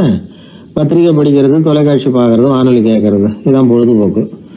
முக்கியமா அதுல வர்ற விளம்பரங்களை கவனிக்கிறது. சந்தைக்கு ஏதாவது புதுசா பொருள் வந்திருந்தா உடனே காரை எடுத்துட்டு போக வேண்டியது, அதை வாங்கிட்டு வந்துட வேண்டியது. ஒரு நாள் அது மாதிரி ஒரு விளம்பரம் கண்ணில் பட்டது. புதுமையான சமையல் செய்யக்கூடிய சாதனம் ஒன்று வந்திருக்கிறதாக செய்தி. உடனே அதை வாங்கணும்னு ஆசை. வழக்கம் போல அன்னைக்கு சாயந்தரமே காரை எடுத்துட்டு புறப்பட்டா. பார்த்தா விலை அதிகம்தான், இருந்தாலும் அதை பத்தியெல்லாம் கவலைப்படல. அதிக விலை கொடுத்து அந்த சமையல் இயந்திரத்தை வாங்கிட்டு வந்துட்டா. ஒரு பெரிய அழகான அட்டைப்பெட்டிக்குள்ள அது இருந்தது. துண்டு துண்டு பாகங்களா அதுக்குள்ள அடுக்கி வைக்கப்பட்டிருந்தது. அதை ஒன்னோட ஒன்று சேர்த்து முழு இயந்திரமா ஆக்கிய வேண்டியது நம்ம வேலை. அதெல்லாம் எப்படி ஒன்று சேர்க்கறது? அதுக்காக ஒரு கையேடு அது உள்ளே வச்சிருக்கிறாங்க. அந்த பொண்ணு வீட்டுக்கு வந்தா அட்டை போட்டியை பிரிச்சா, ஒவ்வொரு துண்டு பாகத்தை எடுத்து வெளியில வச்சா, பக்கத்துல அந்த விவர புத்தகத்தை வச்சுக்கிட்டா. அது பிரகாரம் அந்த பாகங்களை இணைச்சு பார்த்தா சரியா வரல. மறுபடியும் எல்லாத்தையும் பிரிச்சு பரப்பி வச்சுட்டு ஆரம்பத்துல இருந்து வர்றா. அப்பவும் சரியா வரல. சரி, நேரம் அந்த கடைக்கு போய் அங்கிருந்தே ஒரு ஆளை அழைச்சிட்டு வந்துருவோம் அப்படின்னு சொல்லி காரை எடுத்துட்டு அவ புறப்பட்டா. கடையில இருந்து ஒரு ஆளை கையோட அழைச்சிட்டு வந்தா. 2 பேரும் வந்து சேர்ந்தாங்க. அங்க அவங்களுக்காக ஒரு ஆச்சரியம் காத்துக்கிட்டு இருக்கு வீட்டுல. என்ன ஆச்சுன்னா, அந்த சமையல் இயந்திரம் அழகா கோக்கப்பட்டு அங்க இருக்குது. அது மட்டும் இல்ல, அதுல சமையல் வேலையும் நடந்துகிட்டு இருக்குது. யார் அதை பண்ணது? அவளுக்கு ஆச்சரியம். சமையல் வேலை செய்கிற பணிப்பெண் அங்க வந்தா. வேலை செய்யறவோ, நான் தான் அதை செஞ்சேன்னா. அந்த பொண்ணுக்கு படிக்க தெரியாது, பள்ளிக்கூடத்துக்கே போனதில்லை, சமைக்க தெரியும், அவ்வளவுதான். படிப்பறிவு இல்லாத காரணத்தினால அந்த குறிப்பு புத்தகத்தையும் அவளால படிச்சிருக்க முடியாது. எப்படி இதை பொறுத்தனே அப்படின்னு ரொம்ப ஆச்சரியமா கேட்டாவோ. அந்த விவரம் தெரியாத பொண்ணு, பணி பொண்ணு சொல்றா, படிப்பறிவு இல்லாத போது மூளையை பயன்படுத்த வேண்டிய கட்டாயம் ஏற்படுது, வேற ஒண்ணும் இல்ல அப்படின்னாலாம். படிப்பு மூலமா அறிவை சேகரிச்சுக்கலாம், புத்திசாலித்தனத்தை சேகரிக்க முடியாது. தகவல் அறிவுங்கிறது ஞானம் ஆகாது அப்படின்னு சொல்லுவாங்க. அதுதான் இதுல முக்கியம். நம்மாலும் ஒருத்தன் ரயில்ல பிரயாணம் பண்ணா, ராத்திரி பூரா பயணம், விடிஞ்சதும் பார்த்தா அவன் போட்டியே காணல, யாரை திருடிட்டு போட்டாங்க. அதுக்காக அவன் கவலைப்படணும்ல, கவலைப்படல, சிரிச்சுக்கிட்டு இருக்கிறான். எதிரில இருந்தவர் கேட்டார், ஏங்க பெட்டியை அவனோ எடுத்துட்டு போட்டானே, அதுக்காக கவலைப்படலையா நீங்க அப்படின்னாரு. நான் எதுக்காக கவலைப்படணும், அதோட சாவி என்கிட்ட தானே இருக்கு அப்படின்னு. இவன் தந்தியை விட வேகமா போகக்கூடியது எது அப்படின்னு கேட்டார் ஒருத்தர். வதந்தின்னார் இன்னொருத்தர். அவர் அப்படி சொன்னதுல ஒன்னும் தப்பு இல்ல. வதந்தி வேகமா பரவறதுக்கு என்ன காரணம்? 1க்கு 2 மிகைப்படுத்தி சொல்ற மனுஷ சுபாவம் ஒரு காரணம், சொல்றத அப்படியே நம்புறது இன்னொரு காரணம். எப்பொருள் யார் யார் வாய் கேட்பினும் அப்பொருள் மெய்ப்பொருள் காண்பது அறிவு அப்படின்னாரு வள்ளுவர். யாரு எதை சொன்னாலும் அதை அப்படியே நம்ப கூடாது, அறிவு வேலை செய்யணும். அதுல எந்த அளவுக்கு உண்மை இருக்குது அப்படின்னு கண்டுபிடிக்கணும். முக்கியமான பொறுப்புல உள்ளவங்களுக்கு எல்லாம் இது ரொம்ப முக்கியமா தேவைப்படுகிற ஒரு தகுதி. ஒரு நாட்டுல ஒரு சாதாரண ஆள் ஒருத்தன் இருந்தான். அவங்கிட்ட ஒரு கழுதை இருந்தது, ரொம்ப பிரியமா வளர்த்தான். அவனுக்கு அது ரொம்ப நெருக்கமான நண்பன். வேற மனுஷங்க யாரும் கிடைக்கல போல இருக்குது. அந்த கழுதைக்கு கந்தர்வசேனன் அப்படின்னு பேர் வச்சான். அந்த பேரை சொல்லிதான் அவன் அதை கூப்பிடுறது வழக்கம். அவ்வளவு பிரியமா வளர்த்த அந்த கழுதை ஒரு நாள் திடீர்னு செத்து போச்சு. எப்படி இருக்கும் அவனுக்கு? ரொம்ப சங்கடப்பட்டான், சாப்பிட கூட பிடிக்கல. அவனுக்கு முகத்தை வந்து மூணு வச்சுக்கிட்டு அவன் பாட்டு உட்காந்துருக்கிறான். இந்த நேரம் பார்த்து அவனுக்கு வேண்டியப்பட்ட ஒருத்தன் அந்த பக்கமா வந்தான். அவனை பார்த்தான். ஏன்டா அப்படி உட்காந்துருக்கிற அப்படின்னு கேட்டான். கந்தர்வசேன செத்து விட்டதா சொல்லி குலுங்கி அழ ஆரம்பிச்சுட்டான் இவன். கந்தர்வசேனன் யாருன்னு கேட்டான் இவன். அப்படி கேட்ட உடனே அவன் இன்னமும் சத்தம் போட்டு ஒவ்வொன்னு கத்த ஆரம்பிச்சுட்டான். துக்கம் அதிகமாயிட்டுது. அவன் அழற வேகத்தை பார்த்ததும் சரி, கந்தர்வசேனன்ங்கிறது முக்கியமான ஒரு பெரிய மனுஷன் போல இருக்கு அப்படின்னு இவன் முடிவு பண்ணிட்டான். நம்ம ஃப்ரெண்டோட துக்கத்தை நாமளும் பகிர்ந்துக்கணும்னு நினைச்சான். உடனே தலையை மொட்டை அடிச்சுக்கிட்டான், மீசை எடுத்துட்டான், கருப்பு உடை போட்டுக்கிட்டான். கந்தர்வசேனன் இறந்த செய்தி இப்படி காத்து வாக்குல பரவ ஆரம்பிச்சது ஊர் பூரா. ஊர்ல உள்ளவங்க எல்லாம் இந்த செய்தியை கேட்டதும் அவங்களும் தலையை மொட்டை அடிச்சுக்கிட்டு கருப்பு துணி போட்டுக்க ஆரம்பிச்சுட்டாங்க. ஒரே நாள்ல நகரம் பூராவும் துக்கத்துல ஆழ்ந்து போச்சு. எங்க பார்த்தாலும் மொட்டை தலை, கருப்பு துணி. அந்த நாட்டு அமைச்சர் இதை பார்த்தார். ஜனங்கள்லாம் வருத்தமா இருக்கிறாங்களே அப்படின்னு நினைச்சு சில பேரை கூப்பிட்டு விசாரிச்சார், என்ன விஷயம் அப்படின்னு. கந்தர்வசேனன் செத்துட்டார், அதனாலதான் இப்படி துக்கம் அனுஷ்டிக்கிறோம் அப்படின்னாங்க. அவராவது கொஞ்சம் யோசனை பண்ணி பார்த்திருக்கலாம்ல. கந்தர்வசேனன்னு சொல்றீங்களே, யார் அது அப்படின்னு விசாரிக்கலாம்ல. விசாரிக்கல. மக்கள் துயரத்துல நாமளும் பங்கு எடுத்துக்கணும் அப்படின்னு தான் அவர் நினைச்சார். அவரும் உடனே மொட்டை அடிச்சுக்கிட்டு கருப்பு சட்டை போட்டு ஆரம்பிச்சிட்டார். அமைச்சர் இப்படி இருக்காருங்கிற செய்தி அரசருக்கு எட்டுச்சு. அவர் என்ன பண்ணாரு, அவரும் மொட்டை போட்டுக்கிட்டு தூக்கம் அனுஷ்டிக்க ஆரம்பிச்சிட்டார். அன்னைக்கு ராத்திரி ராஜா மொட்டை தலையோட அந்த புறத்துக்கு வரார், முகத்தை முன்னு வச்சுக்கிட்டு. ராணி பார்த்தாங்க. என்னங்க இது, என்ன விஷயம், உங்க துக்கத்துக்கு என்ன காரணம்னு கேட்டாங்க. ராஜா ரொம்ப கவலையோட, கந்தர்வசேனன் செத்துட்டாராம், ஜனங்கள்லாம் வருத்தத்துல இருக்கிறாங்க, அதனால நானும் அவங்களோட துக்கத்துல பங்கெடுத்துக்கிறேன், ஒரு ராஜாவோட கடமை இல்லையா அது அப்படின்னார். அது சரி, கந்தர்வசேனன் யாரு, உங்க அப்பாவா அண்ணனா, எதுக்காக தலையை மொட்டை அடிச்சிங்க அப்படின்னு கேட்டாங்க ராணி. அதுக்கப்புறம் தான் ராஜா யோசிக்க ஆரம்பிச்சார். ஆமா, அதுவும் சரிதானே, நாம என்னத்துக்கு அவசரப்பட்டு இப்படி பண்ணோம் அப்படின்னு சொல்லி நினைச்சுக்கிட்டு அதுக்கப்புறம் அமைச்சரை கூப்பிட்டார். அப்புறம் விவரம் கேட்டார். யாருங்க இது கந்தர்வசேனங்கிறது யாருன்னு கேட்டார். அவரும் அதுக்கப்புறம் தான் யோசிக்க ஆரம்பிச்சார். அவரு ஜனங்களை கூப்பிட்டு விசாரிச்சார். ஒவ்வொருத்தரா விசாரிச்சுக்கிட்டே கடைசியா அந்த ஆளுகிட்ட போய் சேர்ந்தாங்க. கந்தர்வசேனன் யாருன்னு கேட்டாங்க. என்னோட கழுதைன்னாங்க. ராஜாவும் மந்திரியும் தலையை தொங்க போட்டுக்கிட்டாங்க. எல்லாரும் சொல்றதையும் கண்ணை மூடிட்டு நம்ப ஆரம்பிச்சா கதை இப்படிதான் போய் முடியும். இந்த காலத்துல எல்லாம் சில பேர் சொல்ற விஷயம் கப்சா மாதிரி இருக்கும், ரீல் விடுறார் அப்படின்னு நினைப்போம். ஆனா அதுலயும் உண்மை இருக்கும். ஒருத்தர் ரொம்ப பெருமையா சொன்னார், சார் 10 பேர் ஒரே குடையில வந்தோம் சார், ஒரு சொட்டு தண்ணி கூட எங்க யார் மேலயும் படல சார் அப்படின்னார். 10 பேர் ஒரே குடையில வந்திருக்கிறாங்க, ஒரு சொட்டு தண்ணி கூட மேல படலையா, பெருமையா சொன்னார். அது எப்படிங்கன்னு கேட்டோம். அவர் சொல்றாரு, ஏன்னா அப்ப மழையே பெய்யல சார் அப்படின்னார். ஒரு பெரிய ஆறு, அதை கடந்து அடுத்த பக்கம் போகணும். இந்த பக்கம் 8 பேர் நின்றுட்டு இருக்கிறாங்க. 8 பேரும் சேர்ந்து ஒரு குழுவா வந்திருக்கிறாங்க. இவங்க எல்லாருமே பண்டிதர்கள், குருமார்கள், அதாவது அறிவாளிகள். இவங்க எல்லாரும் அந்த ஆற்றை கடந்து அடுத்த கரைக்கு போகணும். அப்புறம் அங்க இருந்து பக்கத்துல இருக்கிற ஒரு ஊருக்கு போய் சேரணும். கரை ஓரமா ஒரு படகு கட்டி கிடந்தது, அதுல ஏறி உக்காந்தாங்க. அது மூலமா அடுத்த கரைக்கு போய் சேர்ந்தாங்க. அங்க போய் கரையேறின உடனே அவங்களுக்குள்ள ஒரு விவாதம். அறிவாளிகள் இல்லையா, அதனால ஒருத்தர் சொன்னார், இந்த படகு நமக்கு உதவி செஞ்சிருக்குது, அது செஞ்ச உதவி மூலமா தான் நாம 8 பேரும் இந்த ஆற்றை கடந்து இந்த பக்கம் வந்திருக்கிறோம். இது செஞ்சிருக்கிற உதவிக்கு நாம நன்றி செலுத்தணும், பதில் மரியாதை செய்யணும். அதை எப்படி செய்யறது அப்படின்னார். இன்னொருத்தர் அதுக்கு ஒரு யோசனை சொன்னார். நமக்கு உதவி செஞ்சிருக்கிற இந்த படகுக்கு மரியாதையும் நன்றியும் செலுத்துகிற முறையில அதை நாம எல்லாரும் நம்ம தலைமையில சுமந்துகிட்டு போறதுதான் நியாயம். ஏன்னா நம்ம அது சுமந்தது இல்லையா, அதுக்கு பதிலா நாம அதை சுமக்கணும், அதுதான் சரியான நன்றியா இருக்கும் அப்படின்னார். இதுதான் சரியான யோசனைன்னு எல்லாரும் ஒத்துக்கிட்டாங்க. அவ்வளவுதான். உடனே அந்த படகை தூக்கி தலையில வச்சுக்கிட்டு 8 பேர் நடக்க ஆரம்பிச்சிட்டாங்க. அப்படியே அவங்க போக வேண்டிய கிராமத்துக்கு போய் சேர்ந்தாங்க. அந்த ஊர் மக்களுக்கு இது வேடிக்கையா இருந்தது. ஆச்சரியமா அவங்கள பார்த்தாங்க. ஏங்க எதுக்காக இப்படி செய்யறீங்க அப்படின்னு கேட்டிருக்கிறாங்க. படகுங்கிறது மனிதர்களை கரை சேர்க்கறதுக்காகத்தானே இருக்குது, நாம அதை எதுக்காக சுமக்கணும், அதை ஆத்தங்கரையிலேயே விட்டுட்டு வந்திருக்கலாமே அப்படின்னாங்க. இதுக்கு அந்த 8 பேர்ல ஒருத்தர் சொன்னாராம், என்ன இப்படி சொல்றீங்க, உங்களுக்கு நன்றி உணர்வே கிடையாதா, நீங்க நன்றி கெட்டவங்களா இருக்கிறீங்க, நாங்க நன்றி உடையவர்களா இருக்கிறோம். நன்றி உடைமை அப்படின்னா என்னன்னு எங்களுக்கு தெரியும், அதனாலதான் எங்களை கரை சேர்த்த படகுக்கு நாங்க நன்றி செலுத்துறோம். இந்த படகு எப்பவும் எங்க தலைமையிலதான் இருக்கும் அப்படின்னார். இது புத்தர் சொன்ன ஒரு கதை. வழி இருக்கு பாருங்க, அதையே முடிவுன்னு நினைச்சு வாழ்நாள் பூரா புடிச்சுக்கிட்டு மனிதர்கள் துன்பப்படுறாங்க அப்படிங்கறது அவருடைய கருத்து. ஒரு மனிதன் ஜபம் பண்றான், வழிபாடு பண்றான், அது மூலமா ஒரு விழிப்புணர்வு கிடைச்சுட்டுதுன்னு வச்சுக்கோங்க. அதுக்கப்புறம் எதுக்கு அந்த ஜபமும் வழிபாடும், தூக்கி எறிஞ்சிட வேண்டியதானே. ஆனா மனுஷன் அப்படி பண்றது இல்ல. வழிபாட்டையே லட்சியமா வச்சுக்கிட்டு அதையே கெட்டியா புடிச்சுக்குவான். அந்த ஜபத்துக்கு அவன் ஒரு கைதி ஆயிடுறான். அதனால அதை விட்டுட்டு அவனால வெளியில வர முடியல. வழிபாடு மூலமா சாதிச்சுடலாம் அப்படின்னு நினைக்கிறது தப்பு அப்படிங்கிறார் ஓஷோ. ஜபம்ங்கிறது ஒரு முள். காலில் குத்துன முள்ளை எடுக்கிறதுக்கு இன்னொரு முள்ளை பயன்படுத்துறோம். முள்ளை எடுத்தாச்சு, அப்புறம் என்ன, 2 முள்ளையும் வீசி எறிஞ்சிட வேண்டியது தானே. 2 முள்ளுக்குமே இனிமே பிரயோஜனம் இல்லை. பழைய முள் இருந்த இடத்துல புதிய முள்ளை குத்தி வச்சா வலிதான் தொடரும். அப்படி செய்யறவன் முட்டாள். ஆனா இப்படிப்பட்ட முட்டாள்களுக்கு உலகத்துல பஞ்சமே இல்லைங்கிறார் அவர்.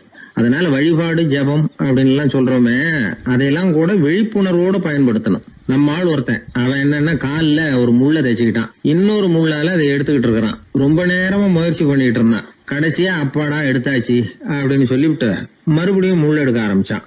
என்னப்பா இது, அதுதான் முள்ளை எடுத்துட்டிய, அதுக்கப்புறம் என்னத்துக்கு முயற்சி பண்ணிட்டு இருக்கிறேன்னு கேட்டாங்க. இதுக்கு அவன் சொல்றான், ஏற்கனவே தச்சிருந்த முள்ளை எப்பவோ எடுத்துட்டேன், அதை எடுக்கிறதுக்காக உபயோகப்படுத்திக்கிட்டு இருந்தேனே இன்னொரு முள்ளு, அது இப்ப உள்ள மாட்டிக்கிட்டு இருக்குது, அதனாலதான் மறுபடியும் முதல்ல இருந்து ஆரம்பிக்கிறேன் அப்படின்னா. இப்படி வாழ்க்கையில முதல்ல இருந்து ஆரம்பிக்கிறவர்களும் அதிகம், முதல்லயே இருந்துகிட்டு இருக்கிறவங்களும் அதிகம். வாழ்க்கையில படிப்படியா முன்னேறணும், வாழ்க்கையை புரிஞ்சுக்கிட்டு முன்னேறணும். அதுக்கு இந்த பெரியவர்கள் சொல்லுகிற தத்துவத்தை எல்லாம் சரியா புரிஞ்சுக்கிட்டு அது பிரகாரம் நாம நடக்கணும். ஒரு ஊர்ல ஒரு பெரியவர் இருந்தார். அவர் ஒரு குரு. அவர் தொடர்ந்து தியான கூட்டங்கள் நடத்துவார். அந்த கூட்டத்துல கலந்துக்கிறதுக்காக பல ஊர்கள்ல இருந்து சீடர்கள் நிறைய பேர் வருவாங்க போவாங்க. ஒரு நாள் அங்க கூட்டம் நடந்துகிட்டு இருக்குது. அந்த சமயத்துல சீடர்கள்ல ஒருத்தன் என்னத்தையும் திருடி விட்டான். மற்ற சீடர்கள் அதை கவனிச்சுட்டாங்க.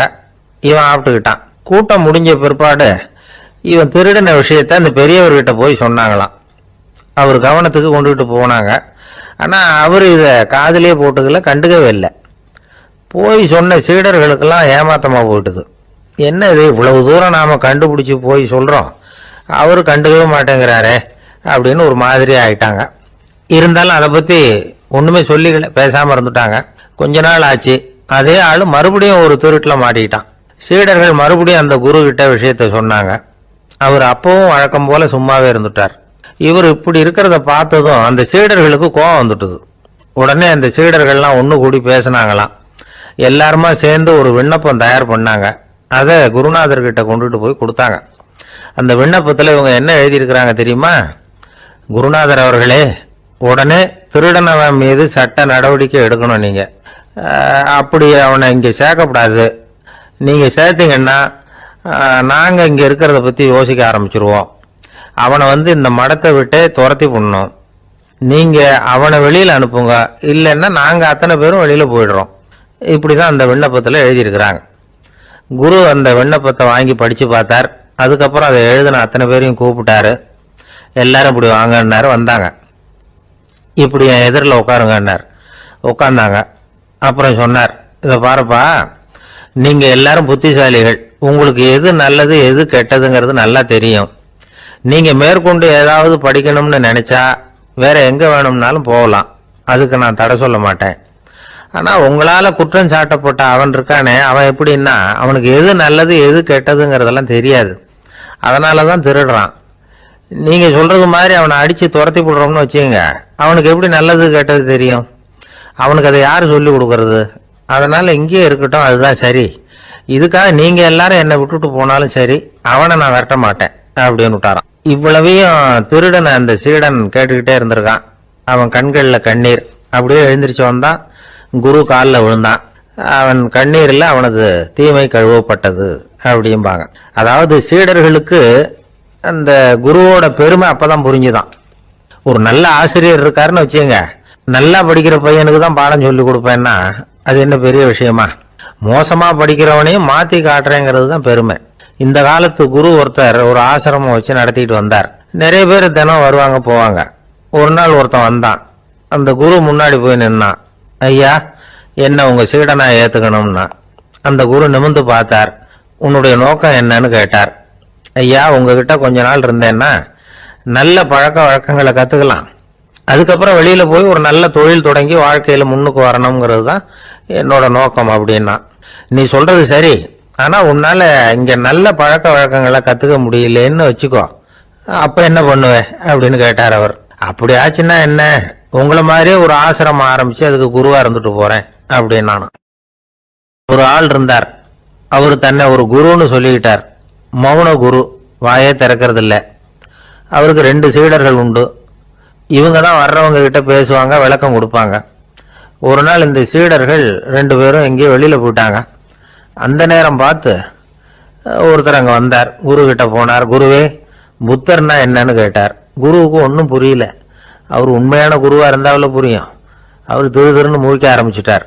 இந்த நேரம் பார்த்து இந்த சீடர்கள் எங்கேயோ போயிட்டாங்களே, என்ன பண்றது, உதவிக்கு யாராவது கிடைக்க மாட்டாங்களா அப்படின்னு அப்படியே சுத்தி பாக்குறார். அங்க எங்க பாக்குறார். வந்தவர் இதை கவனிச்சார். ஏதோ புரிஞ்சுக்கிட்ட ஒரு மாதிரி அடுத்த கேள்வி கேட்டார். தர்மம்னா என்ன சுவாமின்னார். குருவுக்கு ரொம்ப சங்கடமா போச்சு. நம்ம நிலைமை இப்படி ஆயிட்டுதே, இக்கட்ல மாட்டிக்கிட்டோமே அப்படின்னு நினைச்சபடியே விட்டத்தை பார்த்தார். அப்புறம் குனிஞ்சு தரைய பார்த்தார். அப்படியே உட்காந்துக்கிட்டார். வந்தவர் உடனே அடுத்த கேள்விக்கு போயிட்டார். தியானம்னா என்ன சுவாமின்னார். பாவம் என்ன பண்ணுவார் அந்த குரு, பேசாம கண்ணை கெட்டியா மூடிக்கிட்டார். இது ஏதடா வம்பா போச்சுன்னு. இவர் இப்படி பண்ணா கூட வந்தவர் சளைக்கல. இன்னொரு கேள்வியும் கேட்டார், ஆசீர்வாதம்னா என்ன அப்படின்னார். இவர் பார்த்தார், இப்படியே போனா இவர் கேள்வி கேட்கறத நிறுத்த மாட்டார் அப்படின்னு நினைச்சுக்கிட்டு எனக்கு ஒண்ணுமே தெரியாதுங்கிற பாவனையில 2 கையையும் விரிச்சு காட்டினார். வந்தவர் முகத்துல மகிழ்ச்சி, மன நிறைவு, ஏதோ எல்லாம் புரிஞ்சுக்கிட்ட ஒரு மாதிரி அங்கிருந்து புறப்பட்டு போனார். வழியில அந்த குருவோட சீடர்கள் 2 பேரையும் சந்திச்சார். உங்க குருவை தான் பார்த்துட்டு வரேன்னார் இவர். என்ன நடந்ததுன்னு கேட்டாங்க. இவர் வரமா சொல்றார், உங்க குரு எவ்வளவு பெரிய ஞானி தெரியுமா? புத்தர்னா என்னன்னு கேட்டேன். அதுக்கு அவர் அப்படியும் இப்படியும் பார்த்தார். அதுக்கு என்ன அர்த்தம் தெரியுமா? மக்கள் புத்தரை அங்கேயும் இங்கேயும் தேடுறாங்க, உண்மையில அவர் அங்கேயும் இங்கேயும் தேடி கண்டுபிடிக்க முடியாது அப்படிங்கிறத அவர் செய்கை மூலம் உணர்த்தினார். அதுக்கப்புறம் தர்மம்னா என்னன்னு கேட்டேன். அவர் மேலையும் கீழையும் பார்த்து தர்மம் சமமானது, அதுல உயர்வு தாழ்வு இல்லைங்கிறத உணர்த்தினார். அதுக்கப்புறம் தியானம்னா என்னன்னு கேட்டேன். கண்ணை மூடிக்கிட்டார். கண்ணை மூடி காணுகிற அற்புதம் அது அப்படிங்கிறத புரிஞ்சுக்கிட்டேன். கடைசியா ஆசீர்வதிக்கப்படுறது பத்தி கேட்டேன். கைகளை நீட்டி உதவுறது தான் அது அப்படிங்கிறத தன்னுடைய இருகை விரிச்சு உணர்த்தினார். எவ்வளவு பெரிய மகான் அவர் அப்படின்னு சொல்லிவிட்டு அவர் பாட்டு போயிட்டார். சீடர்கள் அதுக்கப்புறம் மெதுவாக குரு கிட்ட சேர்ந்தாங்க. அவங்கள பார்த்ததும் குருவுக்கு கோபம் வந்துட்டுது. அடே பாவிகளா, எங்கடா போய் தொலைஞ்சிங்க? நான் ஒரு ஆளுகிட்ட மாட்டிக்கிட்டு என்ன பாடுபட்டிருக்கேன் தெரியுமான்னார். இது மாதிரி தான் நாம சாதாரண மனிதர்களின் புற வேடங்களிலேயே மயங்கி போயிடுறோம். அவங்க பேச்சு, செய்கை, பார்வை இதுல எல்லாம் ஏதோ பெரிய தத்துவம் இருக்கிறதாக நினைச்சுக்கிறோம். உண்மையிலேயே அந்த தத்துவங்கள் யாருக்கு சொந்தம்? அவங்களுக்கு இல்லை, நமக்கு தான் சொந்தம். நாம தானே அதை கற்பிச்சுக்கிட்டோம். நம்மை நாம அடையாளம் கண்டுக்கிறது இல்லை, நாம யாருங்கிறது நமக்கு புரியறது இல்லை. அதுதான் இன்னைக்கு நடக்கிறது. அதனாலதான் அடுத்தவங்களை தேடி ஓடிட்டு இருக்கிறோம். சில வீடுகளில் கூட இது மாதிரி சைகைகள் உண்டு. சில குடும்ப தலைவர்கள் தினமும் காலையில கண்ணை கெட்டியா மூடிக்கிட்டு கை 2ஐயும் சுத்தமா விரிச்சு வச்சுக்கிட்டே உட்காந்து தியானம் பண்றது வழக்கம். எதுக்காக அப்படி பண்றீங்கன்னு ஒருத்தரை பார்த்து கேட்டேன். இந்த மாசம் வாங்கின சம்பளம் பூரா தீர்ந்து போச்சு, இனிமே என் கையில சுத்தமா ஒண்ணும் இல்ல, புதுசா எதுவும் செலவு வச்சுடாதே அப்படிங்கிறத அப்படி உள்ளங்கை 2ஐயும் விரிச்சு காட்டி அவங்களுக்கு உணர்த்துறேன் அப்படின்னார். ஒருத்தன் வேகமா ஓடி வந்தான். ஏப்பா அப்படி தலை தெறிக்க ஓடி வர்றேன்னு கேட்டேன். பின்னாடி துரத்திக்கிட்டு வருது சார் அப்படின்னா. ஏதாவது நாய் துரத்திக்கிட்டு வருது போல இருக்கு அப்படின்னு நினைச்சு அவனுக்கு பின்னாடி பாக்குறேன். கண்ணு கேட்டின தூரம் வரைக்கும் எதுவுமே தெரியல. ஏன்பா எதுவும் ஒன்ன துரத்துறது மாதிரி தெரியலையேன்னு. நல்லா பாருங்க சார் அப்படின்னா. பார்த்துட்டு தான் சொல்றேன் என்ன. இதோ பாருங்க சார், இதுதான் என்ன துரத்துது அப்படின்னு அவன் காட்டுறான். அவன் சுட்டி காட்டின இடத்துல பார்த்தா அங்க அவனுடைய நிழல் தான் தெரியுது. என்னப்பா சொல்ற அப்படின்னு சொல்லி அவனை சந்தேகமா பார்த்தேன். அதுக்கப்புறம் தான் விவரமா பேசினான். சார், எனக்கு என் நிழலை கண்டா பிடிக்கிறது இல்லை. எப்ப பார்த்தாலும் இது என்னையே பின்தொடர்ந்து வந்துகிட்டு இருக்குது. இதை என்னால சகிக்கவே முடியல. இதை என்கிட்ட இருந்து பிரிக்கிறதுக்கு எவ்வளவோ முயற்சிகள்லாம் பண்ணி பார்த்துட்டேன், முடியலன்னா. அப்படி என்னென்ன முயற்சிகள் பண்ணினேன் அப்படின்னு கேட்டேன். அவன் என்னென்ன செஞ்சாங்கிறத விவரமா சொன்னான். அவன் என்ன பண்ணிருக்கிறான், ஒரு பெரிய குழியை தோண்டி அதுல தன்னுடைய நிழலை புதைச்சிருவோம் அப்படின்னு முடிவு பண்ணிட்டு மண்வெட்டி எடுத்துக்கிட்டு தோட்டத்து பக்கம் போயிருக்கான். ஆழமா ஒரு குழியை தோண்டி இருக்கான். குனிஞ்சு பாக்குறான். அந்த குழிக்குள்ள தன்னுடைய நிழல் தெரியுது. ஆஹா, இதுதான் சமயம், நிழல் இப்ப குழிக்குள்ள இருக்கு, மண்ணை போட்டு மூடி போடலாம் அப்படின்னு நினைச்சுக்கிட்டு கொஞ்சம் மண்ணை அள்ளி போட்டான். பார்த்தா இப்ப அந்த நிழல் அந்த மண்ணுக்கு மேல நிக்குது.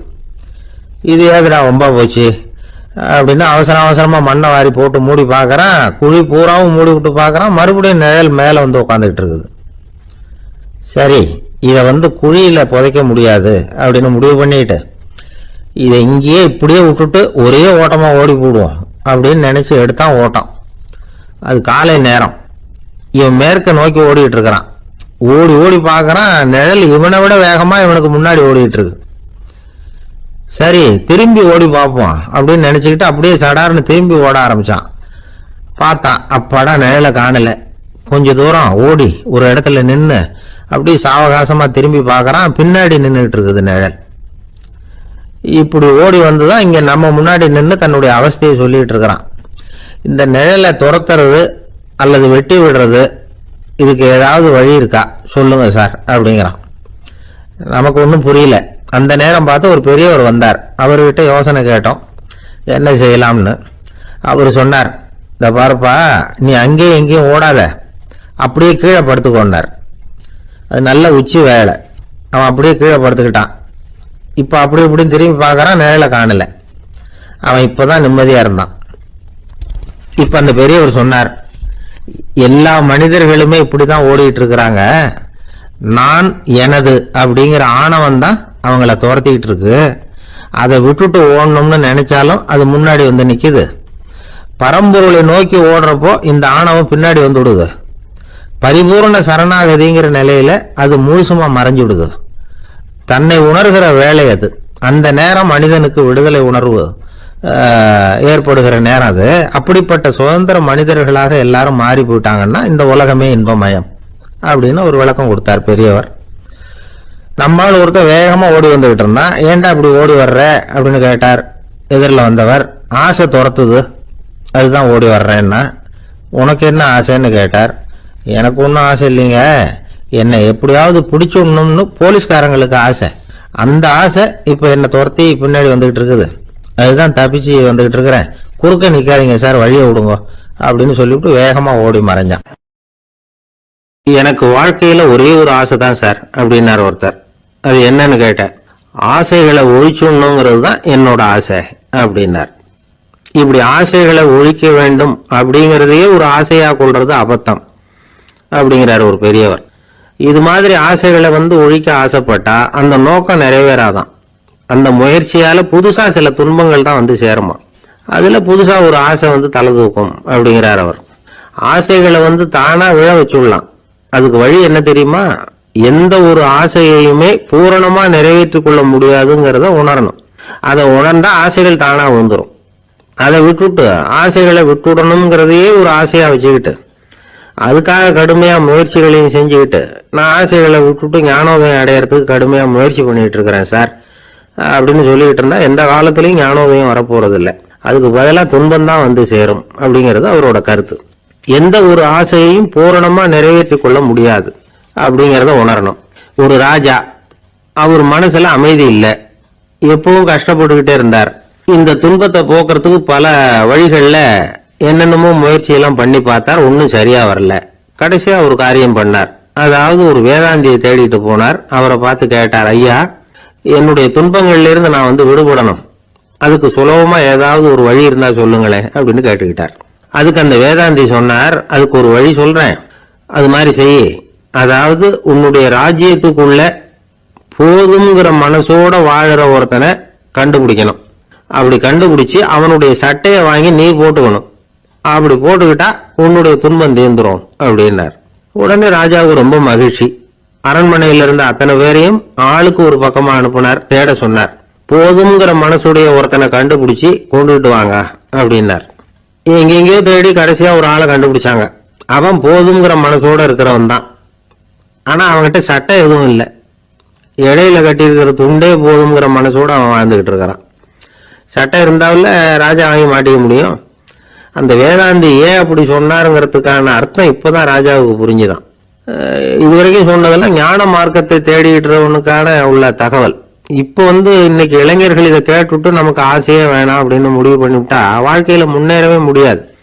நம்முடைய முயற்சிக்கு ஆசைதான் தூண்டுகோல். அதனால இந்த ஆசையையும் அந்த ஆசையையும் போட்டு குழப்பிக்க கூடாது. ஆனா ஒண்ணு, பேராசை நமக்கு தேவையில்லை. நாம படுற ஆசையிலேயும் ஒரு நியாயம் இருக்கணும். ஏன்னா நம்மள சில பேர், நீங்க தான் சார் சொன்னீங்க, அதனாலதான் ஆசைப்பட்டேன், அரைதான் கிடைச்சது மிச்சம் அப்படிம்பாங்க கன்னத்தை தடவிக்கிட்டே.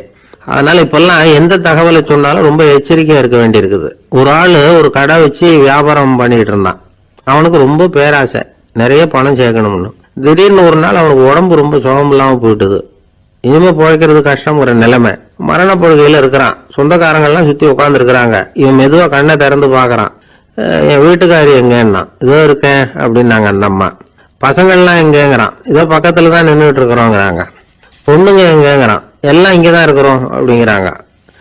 எல்லாம் இங்கதான் பக்கத்துலதான் இருக்கோம், நீங்க கவலைப்படாதீங்கன்னு சொல்றாங்க எல்லாம். அவன் மெதுவா கஷ்டப்பட்டு வாயை திறந்து, அட பாவீங்களா, எல்லாரும் இங்க இருந்தா அங்க கடையை யாரு கவனிக்கிறது அப்படின்னானா.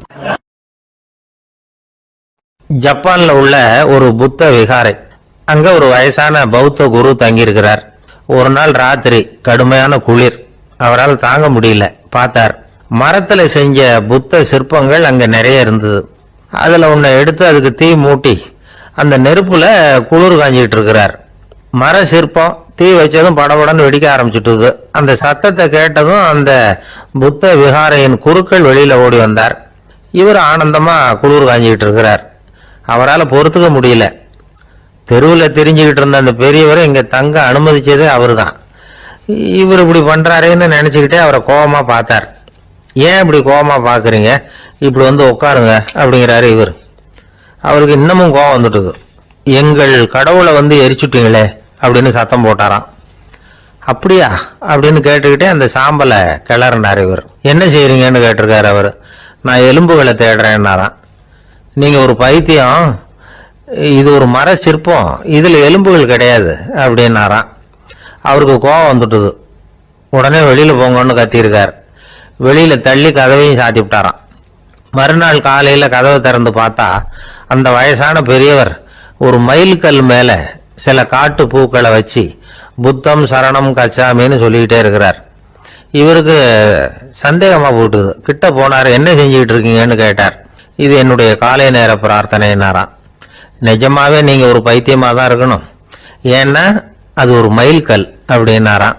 இப்ப அந்த பெரியவர் சொன்னாராம், நீங்க ஒரு மரத்தை புத்தரா நினைக்கும் பொழுது நான் ஏன் ஒரு மைல்கல்ல புத்தரா நினைக்கக்கூடாது? நான் வந்து புத்தரை எரிக்கலாம், ஏன்னா அவரை நான் நேசிக்கிறேன். அந்த சிற்பம் வந்து மரத்தால் ஆனதுங்கிறது எனக்கு தெரியும். நான் ஒரு மைல்கல்ல தொழலாம், ஏன்னா அது எனது பூக்களை தாங்குது. நான் இந்த மைல்கல்லுக்குள்ள மறைஞ்சிருக்கிற புத்தரை பார்க்கிறேன். யாராவது ஒரு சிற்பி இதை சிலையாக்கினாதான் நீங்க புத்தரை பார்க்க முடியும். அன்னைக்கு ரொம்ப குளிரா இருந்தது. நான் எனக்குள்ள இருக்கிற புத்தரையும் பாதுகாக்கணும். உள்ளே இருக்கிற புத்தரை காப்பாத்துறதுக்காக வெளியில உள்ள புத்தரை எரிக்கலாம், அதுல ஒன்றும் தப்பு இல்லை. அது அவருடைய போதனையிலேயே இருக்கு.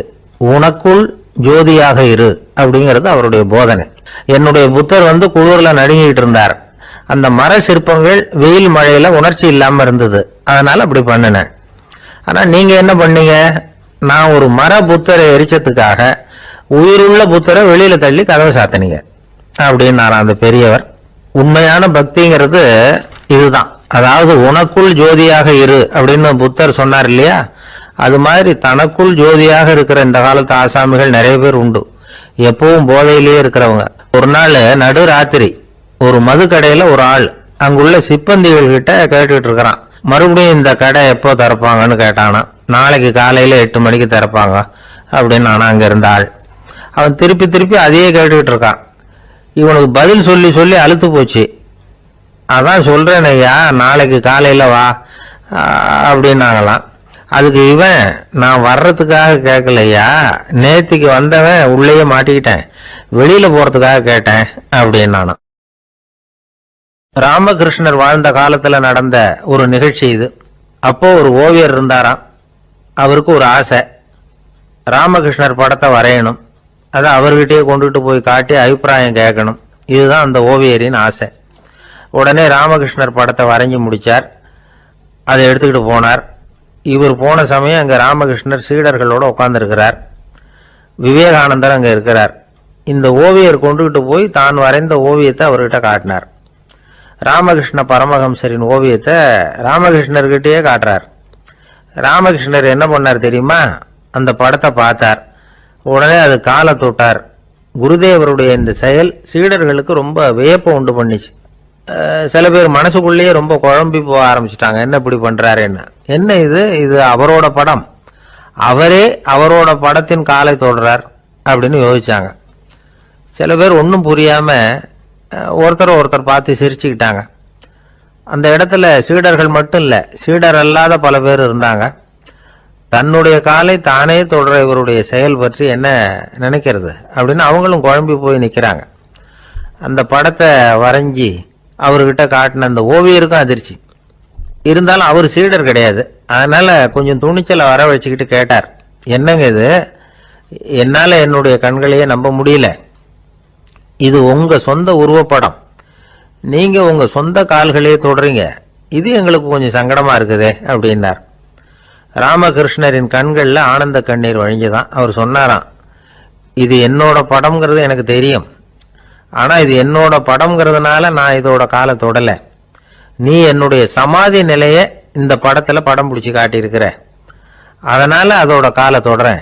சமாதி நிலையில யார் இருந்தாலும், அது என்னுடைய படமா இருந்தாலும் சரி அல்லது வேற யாருடைய படமா இருந்தாலும் சரி, படம் யாருதுங்கிறது முக்கியம் இல்லை. இதுல எது முக்கியம்னா அது தன்னை உணர்ந்த ஒரு உணர்நிலையின் படம். அப்படி இருக்கிறப்போ அதோட காலை நான் தொடணும். அதுக்கு நீங்க எல்லாரும் ஏன் சங்கடப்படுறீங்கன்னு எனக்கு தெரியல அப்படின்னாராம். இப்பதான் அங்க இருந்து சீடர்களுக்கும் மற்றவங்களுக்கும் விவரம் புரிஞ்சுதான். இதுக்கு முன்னாடி யாரும் செய்யாததை இவர் செஞ்சிருக்கிறார், ஆனா அவருடைய காரணம் ரொம்ப நியாயமானது அப்படிங்கிறத உணர்ந்தாங்களாம். இதுவரைக்கும் ஆன்மீகத்துல சமாதி நிலை, அதாவது தன்னை உணர்ந்த நிலை பற்றி புரிஞ்சுக்கிட்டோம். இல்லறத்துல ஏற்படக்கூடிய சமாதி நிலை பற்றி உங்களுக்கு தெரியுமா? ஒரு அம்மா டாக்டர் கிட்ட வந்து சொன்னாங்களாம், டாக்டர், என் வீட்டுக்காரருக்கு உடம்புல ஏதோ கோளாறுன்னு நினைக்கிறேன். நான் எவ்வளவு நேரம் பேசினாலும் காதுல விழாத மாதிரி உட்கார்ந்துருக்கிறார் அப்படின்னு ஆகலாம். அதுக்கு அந்த டாக்டர் சொன்னாராம், அம்மா அது உடம்பு கோளாறு இல்லை, அது ஒரு பெரிய திறமை அப்படின்னாராம். ஒரு ஏரி ஓரமா 2 பசங்க நடந்து போயிட்டு இருக்கிறாங்க. அதுல ஒருத்தன் பணக்கார வீட்டு பையன், இன்னொருத்தன் ஏழை. இவங்க 2 பேரும் போயிட்டு இருக்கிறாங்க. வழியில் ஒரு இடத்துல ஒரு ஜோடி செருப்பு இவங்க கண்ணுல படுது. ஒரு விவசாயி அந்த செருப்பை அங்க விட்டுட்டு பக்கத்துல இருந்த ஏரியில கை கால கழுவிட்டு இருக்கிறார். உடனே அந்த பணக்கார பையனுக்கு ஒரு ஐடியா. அவன் சொன்னானா, டேய், இப்போ ஒரு வேடிக்கை செய்யலாம். அந்த செருப்பு 2ஐயும் தூக்கி எட்டத்துல வீசி எறிஞ்சிருவோம். அந்த ஆள் வந்து பார்த்துட்டு செருப்பை தேடி அல்லாடுவான், அங்கேயும் இங்கேயும் ஓடுவான், திருன்னு முழிப்பான். அதை பார்த்து நாம ரசிக்கலாம், நல்ல தமாஷா இருக்கும் அப்படின்னு இருக்கான். இப்படி சொல்லிட்டு அந்த செருப்புகளை தூக்கத்துக்கு போனானா. கொஞ்சம் பொறு அப்படின்னானா அந்த ஏழை பையன். ஏன்னு கேட்டிருக்கான் அவன். இப்ப அந்த ஏழை பையன் சொன்னானா, நீ சொல்றது ஒன்னும் வேடிக்கை கிடையாது. உன்னோட செருப்பு தொலைஞ்சா உன் அப்பா உடனே உனக்கு வேற செருப்பு வாங்கி கொடுத்துருவார். ஆனா அந்த ஆளுக்கு இந்த செருப்பு தொலைஞ்சதுன்னா வேற புதுசா வாங்கறதுக்கு வாயையும் வயத்தையும் கட்டி பணத்தை சேர்க்க வேண்டியிருக்கும். அதனால நான் ஒரு வேடிக்கை சொல்றேன், அது மாதிரி செய், அது இன்னமும் தமாஷா இருக்கும் அப்படின்னானா. எப்படி அது சொல்லுன்னு இருக்கான் அவன். செருப்பு 2ம் அது இருக்கிற இடத்துல இருக்கட்டும். உன் சட்டப்பையிலிருந்து ஒரே ஒரு ₹1 நாணயத்தை எடு. அதை அந்த செருப்பு மேல அதோட குதிகால் பகுதியில வச்சுட்டு நாம 2 பேரும் அந்த மரத்துக்கு பின்னாடி ஓடி போய் மறைஞ்சு நின்னுக்குவோம். அப்புறம் பாரு வேடிக்கைய அப்படின்னா. அதே மாதிரி ₹1 காசு செருப்பு மேல வச்சுட்டு இவங்க 2 பேரும் மறைஞ்சு நின்னுக்கிட்டாங்க. கொஞ்ச நேரத்துல அந்த விவசாயி வந்தார். காலில் உள்ள மண்ணை தட்டிட்டு செருப்பு மாற்றத்துக்காக போனார். அங்கிருந்து காசு கண்ணுல போட்டுட்டுது. அவருக்கு ஆச்சரியமா போச்சு. அதை கையில எடுத்து பாக்குறார். 4 பக்கமும் திரும்பி திரும்பி பாக்குறார், யார் இதை வச்சிருப்பான்னு. கடைசியில ஆகாயத்தை பாக்குறார். ஆண்டவா, இது உன்னோட கருணை தான். நீதான் யாரோ புண்ணியவான் மனசுல தர்மம் பண்ற எண்ணத்தை உண்டாக்கி இருக்கிற. அந்த புண்ணியவான் நல்லா இருக்கணும் அப்படின்னு வாழ்த்தி அந்த காசை கண்ணுல ஊத்திக்கிட்டாராம். மறைஞ்சிருந்து பார்த்துக்கிட்டு இருந்த ஏழை பையன் இப்படி சொன்னான், பாத்தியா, உன்னை புண்ணியவான்னு வாழ்த்திக்கிட்டு போறாரு அந்த ஆள். அவருக்கும் சந்தோஷம், அதை பார்த்து நமக்கும் சந்தோஷம். உனக்கு ₹1 ஒரு பெரிய விஷயம் இல்லை, ஆனா அதனால நமக்கு கிடைச்சிருக்கிற மகிழ்ச்சி ரொம்ப உயர்வானது அப்படின்னு நானா. வேடிக்கையும் கிண்டலும் இது மாதிரி அடுத்தவங்களுக்கு இடைஞ்சலா இல்லாம இருக்கணும் அப்படிங்கிறார் கலைவாணர். ஆனா பாருங்க, அவருக்கே இடைஞ்சலா வர்ற விஷயங்களை கூட அவர் வேடிக்கையா தான் எடுத்துக்கிட்டாராம். ஒரு தடவை ஒருத்தர் கலைவாணர் கிட்ட வந்து, ஐயா, என் குழந்தை செத்து போச்சு அப்படின்னு சொல்லி அழுதாராம். உடனே இவர் அவருக்கு ₹100 பணத்தை கொடுத்து, இந்தாங்க அடக்கம் செய்யுங்க அப்படின்னு சொல்லி அனுப்பி வச்சாராம். 1 வருஷம் கழிச்சு மறுபடியும் அதே ஆள் வந்திருக்கார். இவர் மறந்துருப்பாருங்கிற நினைப்புல, அண்ணே, என் குழந்தை இறந்து போச்சுண்ணே அப்படின்னாராம். இவர் மறுபடியும் ₹100 கொடுத்து ஆறுதல் சொல்லி அனுப்பி வச்சாராம். 7-8 மாசம் கழிச்சு மறுபடியும் அதே ஆள் வந்திருக்கார். அவர் வாயை திறக்கிறதுக்கு முன்னாடியே இவர் ₹100 அவர் கையில வச்சு, போன 2 தடவை தான் குழந்தை செத்து போச்சு, இந்த தடவையாவது அதை சாகாம காப்பாத்தி விடு அப்படின்னு சொல்லி அனுப்பி வச்சாரா. அதுக்கப்புறம் அந்த ஆள் வர்றவே இல்லையா. எனக்கு தெரிஞ்ச ஒருத்தர் இருக்கார். அவரு ஒரு பெரிய காவல்துறை அதிகாரி, ரொம்ப கண்டிப்பானவர். அவரை கண்டாவே எல்லாரும் பயப்படுவாங்க. அப்படிப்பட்டவர் வீட்டுக்கு போனா அப்படியே அடியோட மாறிடுவார். அங்க போய் பாத்தீங்கன்னா குழந்தைகளோட குழந்தையா அவர் விளையாடிட்டு இருப்பார். அலுவலக சமயத்துல பாத்தீங்கன்னா குதிரை முதுகுல அவர் உட்கார்ந்துருப்பார். வீட்டுல பாத்தீங்கன்னா அவரு முதுகுல குழந்தை உட்கார்ந்துருக்கும். அவரு குதிரை மாதிரி போயிட்டு இருப்பார். இது எப்படிங்க முடியுது உங்களால அப்படின்னு கேட்டாங்க. அது ஒண்ணுமில்ல, இங்க வீட்டுக்கு வந்த உடனே என்னோட மனசை தனியா எடுத்து வச்சிருவேன் அப்படின்னார். அது என்னங்க உங்க சட்ட பயிலியா இருக்குது மனசு, அது தனியா எடுத்து வைக்கிறதுக்கு அப்படின்னு கேட்டாங்க. அப்படி இல்லைங்க, இது ஒரு பயிற்சி, மனப்பயிற்சி, அவ்வளவுதான் அப்படின்னார். இப்படி சமயம் பார்த்து மனசை தனியா வச்சுட தெரிஞ்சவங்க வாழ்க்கையில எப்பவும் உற்சாகமா இருப்பாங்க அப்படிங்கிறது பெரியவங்க கருத்து. ஒரு டாக்டர் ஆஸ்பத்திரியில் இருக்கிற வரைக்கும் டாக்டரா இருக்கலாம், அவர் மனைவிட்டையும் அவர் டாக்டரா இருக்க வேண்டிய அவசியம் இல்லை. ஒரு வக்கீல் கோர்ட்ல இருக்கிற வரைக்கும் வக்கீலா இருக்கலாம், வீட்டுக்கு வந்ததுக்கு அப்புறமும் வக்கீலா இருக்க வேண்டிய அவசியம் கிடையாது. வீட்டுல குழந்தைகள் கிட்ட விளையாடும் போதும் அதுகள்கிட்ட ஃபீஸ் கேட்டுட்டு இருக்க கூடாது. நாம எப்படி இருக்கணும்னு பெரியவங்க சொல்றாங்கன்னா, மனசோட சேரக்கூடாதான், அப்படி சேராம வாழ்க்கையை கவனிக்கணுமா. மனசை அப்படியே தனியா எடுத்து பக்கத்துல வச்சுடணும். அப்படின்னா அது அப்படியே தூக்கி எறிஞ்சுடு அப்படின்னு அர்த்தம் இல்லை. ஏன்னா மனசுங்கிறது நமக்கு உபயோகப்படக்கூடிய ஒண்ணுதான். எப்ப எப்போ அது தேவையோ அப்பப்போ எடுத்து உபயோகப்படுத்திக்கணும். தேவைப்படுறப்போ எடுத்து கண்ணாடி மாட்டிக்கிறோம்ல, படிக்கும்போது கண்ணாடி தேவைப்படுது, எடுத்து மாட்டிக்கிறோம் இல்லையா, அது மாதிரி கணக்கு போடுறதுக்கு மனசு தேவை. கடைக்கு போய் ஒரு பொருள் வாங்குறோம், காசு கொடுக்குறோம், மீதி சில்லறை சரியா இருக்கா அப்படின்னு எண்ணி பார்த்து வாங்க வேண்டியிருக்கு. அந்த சமயத்துல மனசை எடுத்து தனியா வச்சுட்டேன் அப்படின்னு சொல்லிட்டு இருக்க கூடாது. பரீட்சைக்கு படிக்க வேண்டியிருக்குது, படிச்சதையெல்லாம் அப்படியே நினைவுல வச்சுக்க வேண்டியிருக்கு, அந்த சமயத்துல மனசை தூக்கி எறிஞ்சுட்டேன் சார் அப்படின்னு சொல்லிட்டு இருக்க கூடாது. அப்படி சொன்னா பரீட்சை நம்மளை தூக்கி எறிஞ்சிடும். அதனால தேவைப்படுறப்போ மனசை உபயோகப்படுத்தணும், தேவையில்லாதப்போ அதை தனியா ஓய்வு எடுத்துக்க விட்டுடணும். இப்படி நாம பழக்கப்படுத்திக்கிட்டா வாழ்க்கைங்கிறது நமக்கு புதுசா தெரியுமா. மனசுக்கும் ஒரு சக்தி கிடைக்கும். எந்திரங்களுக்கு ஓய்வு கொடுக்கிற மாதிரி மனசுக்கும் ஓய்வு கொடுக்கணும், இல்லைன்னா அது களைச்சு போயிடும். குழந்தைகள் மனசை சுமந்துகிட்டு இருக்கிறது இல்ல, இது முதியவர்கள் குழந்தைகள் கிட்ட இருந்து கத்துக்க வேண்டிய ஒரு பாடம். ஆனாலும் இந்த கால குழந்தைகள் கிட்ட ரொம்ப எச்சரிக்கையா இருக்க வேண்டியிருக்கு. ஒரு தாத்தாவும் பேரனும் விளையாடிக்கிட்டு இருக்கிறாங்க. தாத்தா எனக்கு சைக்கிள் ஓட்ட கத்து கொடு அப்படிங்கிறான் பேரன். சைக்கிள் உயரம் கூட இல்ல, அதுக்குள்ள சைக்கிள் ஓட்டணுமா அப்படின்னாரு தாத்தா. ஏன் தாத்தா, ரயில் ஓட்டுறாரு, அவர் என்ன ரயில் நீளமா இருக்கார் அப்படின்னு கேட்டானா அந்த பையன். இருக்கிறாங்க அந்த வழியா போறவங்க வர்றவங்க எல்லாம் அந்த இடத்துல நின்று அது என்ன மண்டபம் அப்படின்னு விசாரிக்க ஆரம்பிச்சாங்க. அந்த அப்பாவும் பிள்ளையும் தான் வர்றவங்களுக்கு எல்லாம் விவரம் சொல்லிட்டு இருக்கிறாங்க. அதாவது இந்த இடத்துல ஒரு பெரிய மகான் சமாதி ஆயிருக்கார், அவர் சமாதியான இடத்துல இந்த நினைவு மண்டபத்தை கட்டி இருக்கிறோம் அப்படின்னாங்க. ஊரு பூரா இந்த செய்தி பரவிச்சு. நிறைய பேர் அந்த இடத்தை தேடி வர ஆரம்பிச்சாங்க. இங்க கொஞ்ச நேரம் உட்காந்துட்டு போனா மனசுக்கு ஒரு நிம்மதி கிடைக்குது அப்படின்னாங்க. அங்க இருந்த உண்டியல்ல நிறைய காசு போட்டுட்டு போறாங்க. பணம் விடுவிடுன்னு நிறைய சேர ஆரம்பிச்சுட்டுது. பணம் நிறைய சேர்ந்த உடனே அந்த அப்பாவுக்கும் பிள்ளைக்கும் தகராறு வந்துட்டுது. பணம் சேர்ந்தாலே சொத்து தகராறு வரத்தானே செய்யும், அது மாதிரி வந்துட்டுது. பையன் அடிக்கடி நிறைய பணம் கேட்க ஆரம்பிச்சான். அப்பா பார்த்தார், யோசனை பண்ணார், ஒரு முடிவுக்கு வந்தார். ஒரு நாள் பையனை கூப்பிட்டார், இத பாருப்பா, நமக்குள்ள தகராறு வேணாம், அப்பாவும் பிள்ளையும் இப்படி சண்டை போட்டுக்கிட்டா பாக்குறவங்க தப்பா நினைப்பாங்க, அதனால நமக்குள்ள சமரசமா இதை தீர்த்துக்குவோம், என்ன சொல்ற அப்படின்னாரு அப்பா. சரி நான் பையன். உடனே அந்த அப்பா என்ன பண்ணாரு தெரியுமா, மகன் கிட்ட கொஞ்சம் பணத்தை கொடுத்தார், தன்கிட்ட இருந்த ஒரு கழுதையையும் கொடுத்தார். இதை வச்சு நீ பொழைச்சுக்கோ அப்படின்னு சொல்லி அனுப்பி வச்சுட்டார். மகன் அந்த கழுதையை எடுத்துக்கிட்டு அடுத்த ஊருக்கு போனான். வழியிலேயே அந்த கழுதை செத்து போச்சு. உடனே என்ன பண்ணலாம்னு யோசனை பண்ணான். ஒரு ஐடியா வந்தது. அந்த கழுதைய ஒரு சாலை ஓரமா புதைச்சான். கையில் இருந்த பணத்தை வச்சு அந்த இடத்துல ஒரு கல் மண்டபம் கட்டினான்.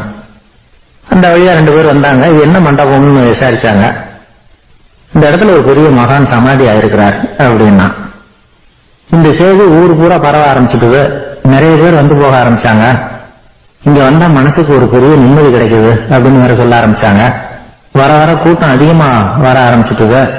உண்டியல்ல பணம் நிறைய சேர்ந்துட்டுது. நகையெல்லாம் கூட கழட்டி காணிக்கையா போட ஆரம்பிச்சுட்டாங்க. அப்பாவை விட மகன் பெரிய ஆளாயிட்டான். இதை கேள்விப்பட்டார் அப்பா. பையனை பார்த்துட்டு வரலாம்னு ஒரு நாள் புறப்பட்டு வந்தார். பையன் ஓஹோன்னு இருக்கிறான். பங்களா, காரு எல்லாம் வந்துட்டுது. எப்படிடா இந்த அளவுக்கு ஆனே அப்படின்னு விசாரிச்சார்.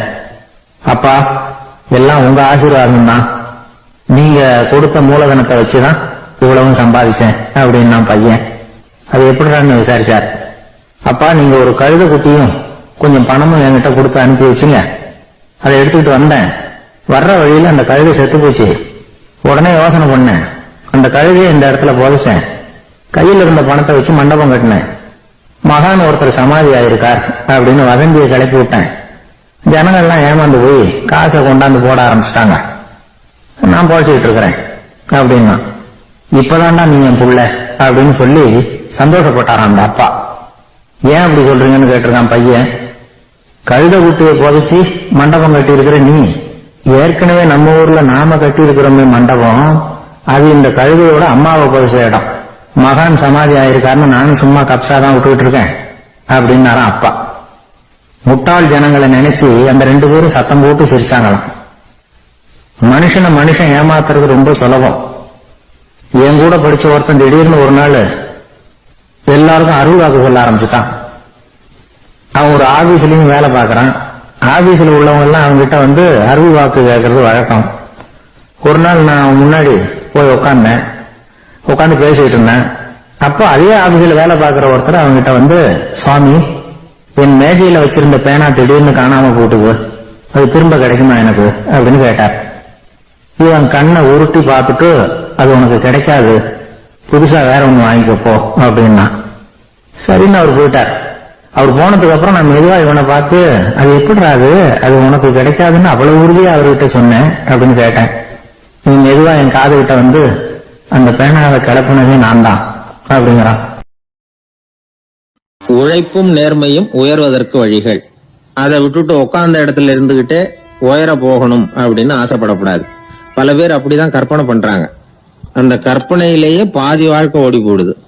உழைப்புங்கிற வழியையும் நேர்மைங்கிற வழியையும் ஒதுக்கி விட்டு குறுக்கு வழியில ஓட நினைக்கிறவங்க குப்புற விழுந்துடுறாங்க.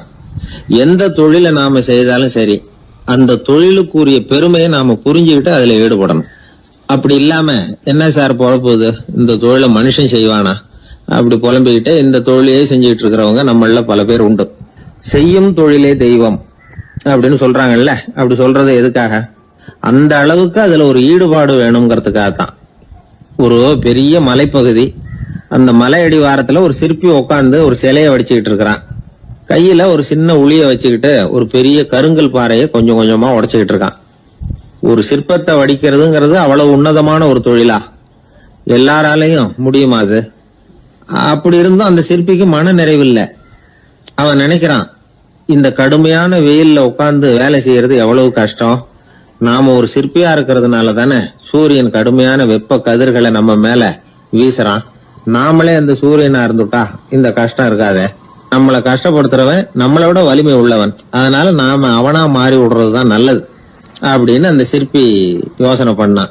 அவன் எண்ணம் உடனே நிறைவேறிட்டுது. இயற்கைங்கிற மாபெரும் சக்தி அவனை ஒரு சூரியனா மாத்தி விட்டுது. சிற்பி இப்போ ஒரு சூரியனா மாறினான். இனிமே இந்த உலகத்துல நம்மளை விட வலிமை உள்ளவன் வேற யாரும் கிடையாது அப்படின்னு நினைக்க ஆரம்பிச்சுட்டான். அவனுக்கு மகிழ்ச்சியா இருந்தது. அந்த மகிழ்ச்சி அதிக நேரம் நீடிக்கல. ஏன்னா கொஞ்ச நேரத்துல ஆகாயத்துல கரிய மழை மேகங்கள் அப்படியே சூழ்ந்து வந்தது. சூழ்ந்து வந்த மேகங்கள் சூரியனை மறைக்க ஆரம்பிச்சது. இப்போ சூரியனா இருந்த அந்த சிற்பி நினைச்சு பாக்குறான், என்ன இது, என்னையே இந்த மேகம் மூடி மறைக்குதுன்னா அது என்னை விட பெரிய ஆளாதான் இருக்கணும். அதனால இனிமே நாம சூரியனா இருக்கக்கூடாது, நாம மேகமா தான் இருக்கணும், அதுதான் கௌரவம் அப்படின்னு நினைக்க ஆரம்பிச்சிட்டான். இப்பவும் பாருங்க, இயற்கை அவனுடைய ஆசைய நிறைவேற்றி வச்சது. சூரியனா இருந்த சிற்பி மேகமா மாறினான். வான வீதியில அப்படி உல்லாசமா வர ஆரம்பிச்சான். அந்த உல்லாசமும் அதிக நேரம் நீடிக்கல. எதிரில பார்த்தா பிரம்மாண்டமான மலைகள் வழியை அடைச்சிட்டு நிக்குது. வேகமா வந்த மேகம் மலையில மோதிக்கிட்டுது. அந்த மலையை தாண்டி அப்பால செல்ல முடியல. இப்போ அந்த மேகம் நினைக்குது, நாம எந்த தடையும் இல்லாம அந்தரத்துல மிதந்து வர்றோம். நம்மையே போக விடாம தடுக்குதுன்னா அந்த மலைக்கு எப்பேற்பட்ட வலிமை இருக்கணும். இனிமேல நாம மேகமா இருந்து பிரயோஜனம் இல்ல, இருந்தா மலையா இருக்கணும், அதுதான் பெருமை அப்படின்னு நினைக்க ஆரம்பிச்சான். இப்பவும் பாருங்க, இயற்கை அவனுடைய ஆசையை நிறைவேற்றி வச்சது. மேகமா இருந்த சிற்பி மலையா மாறினான். பெரிய மலை பூமிக்கும் வானத்துக்குமா நின்றுகிட்டு இருக்கு. இனிமே நமக்கு எந்த கவலையும் இல்லை அப்படின்னு நினைச்சது அந்த மலை. இப்படி நினைச்சுக்கிட்டு இருந்த வேளையில அந்த மலையோட காலடியில அடிவாரத்துல ஏதோ சத்தம் கேட்டது. என்ன சத்தம் இது அப்படின்னு சொல்லி அந்த மலை மெதுவா குனிஞ்சு பார்த்துதான். பார்த்தா அங்க ஒரு மனுஷன் தன்னுடைய கையில உளிய வச்சுக்கிட்டு மலையை கொத்திக்கிட்டு இருக்கிறான். ஏதோ ஒரு சிற்பத்தை வடிக்கிறதுக்காக அவன் முயற்சி பண்ணிட்டு இருக்கிறான்.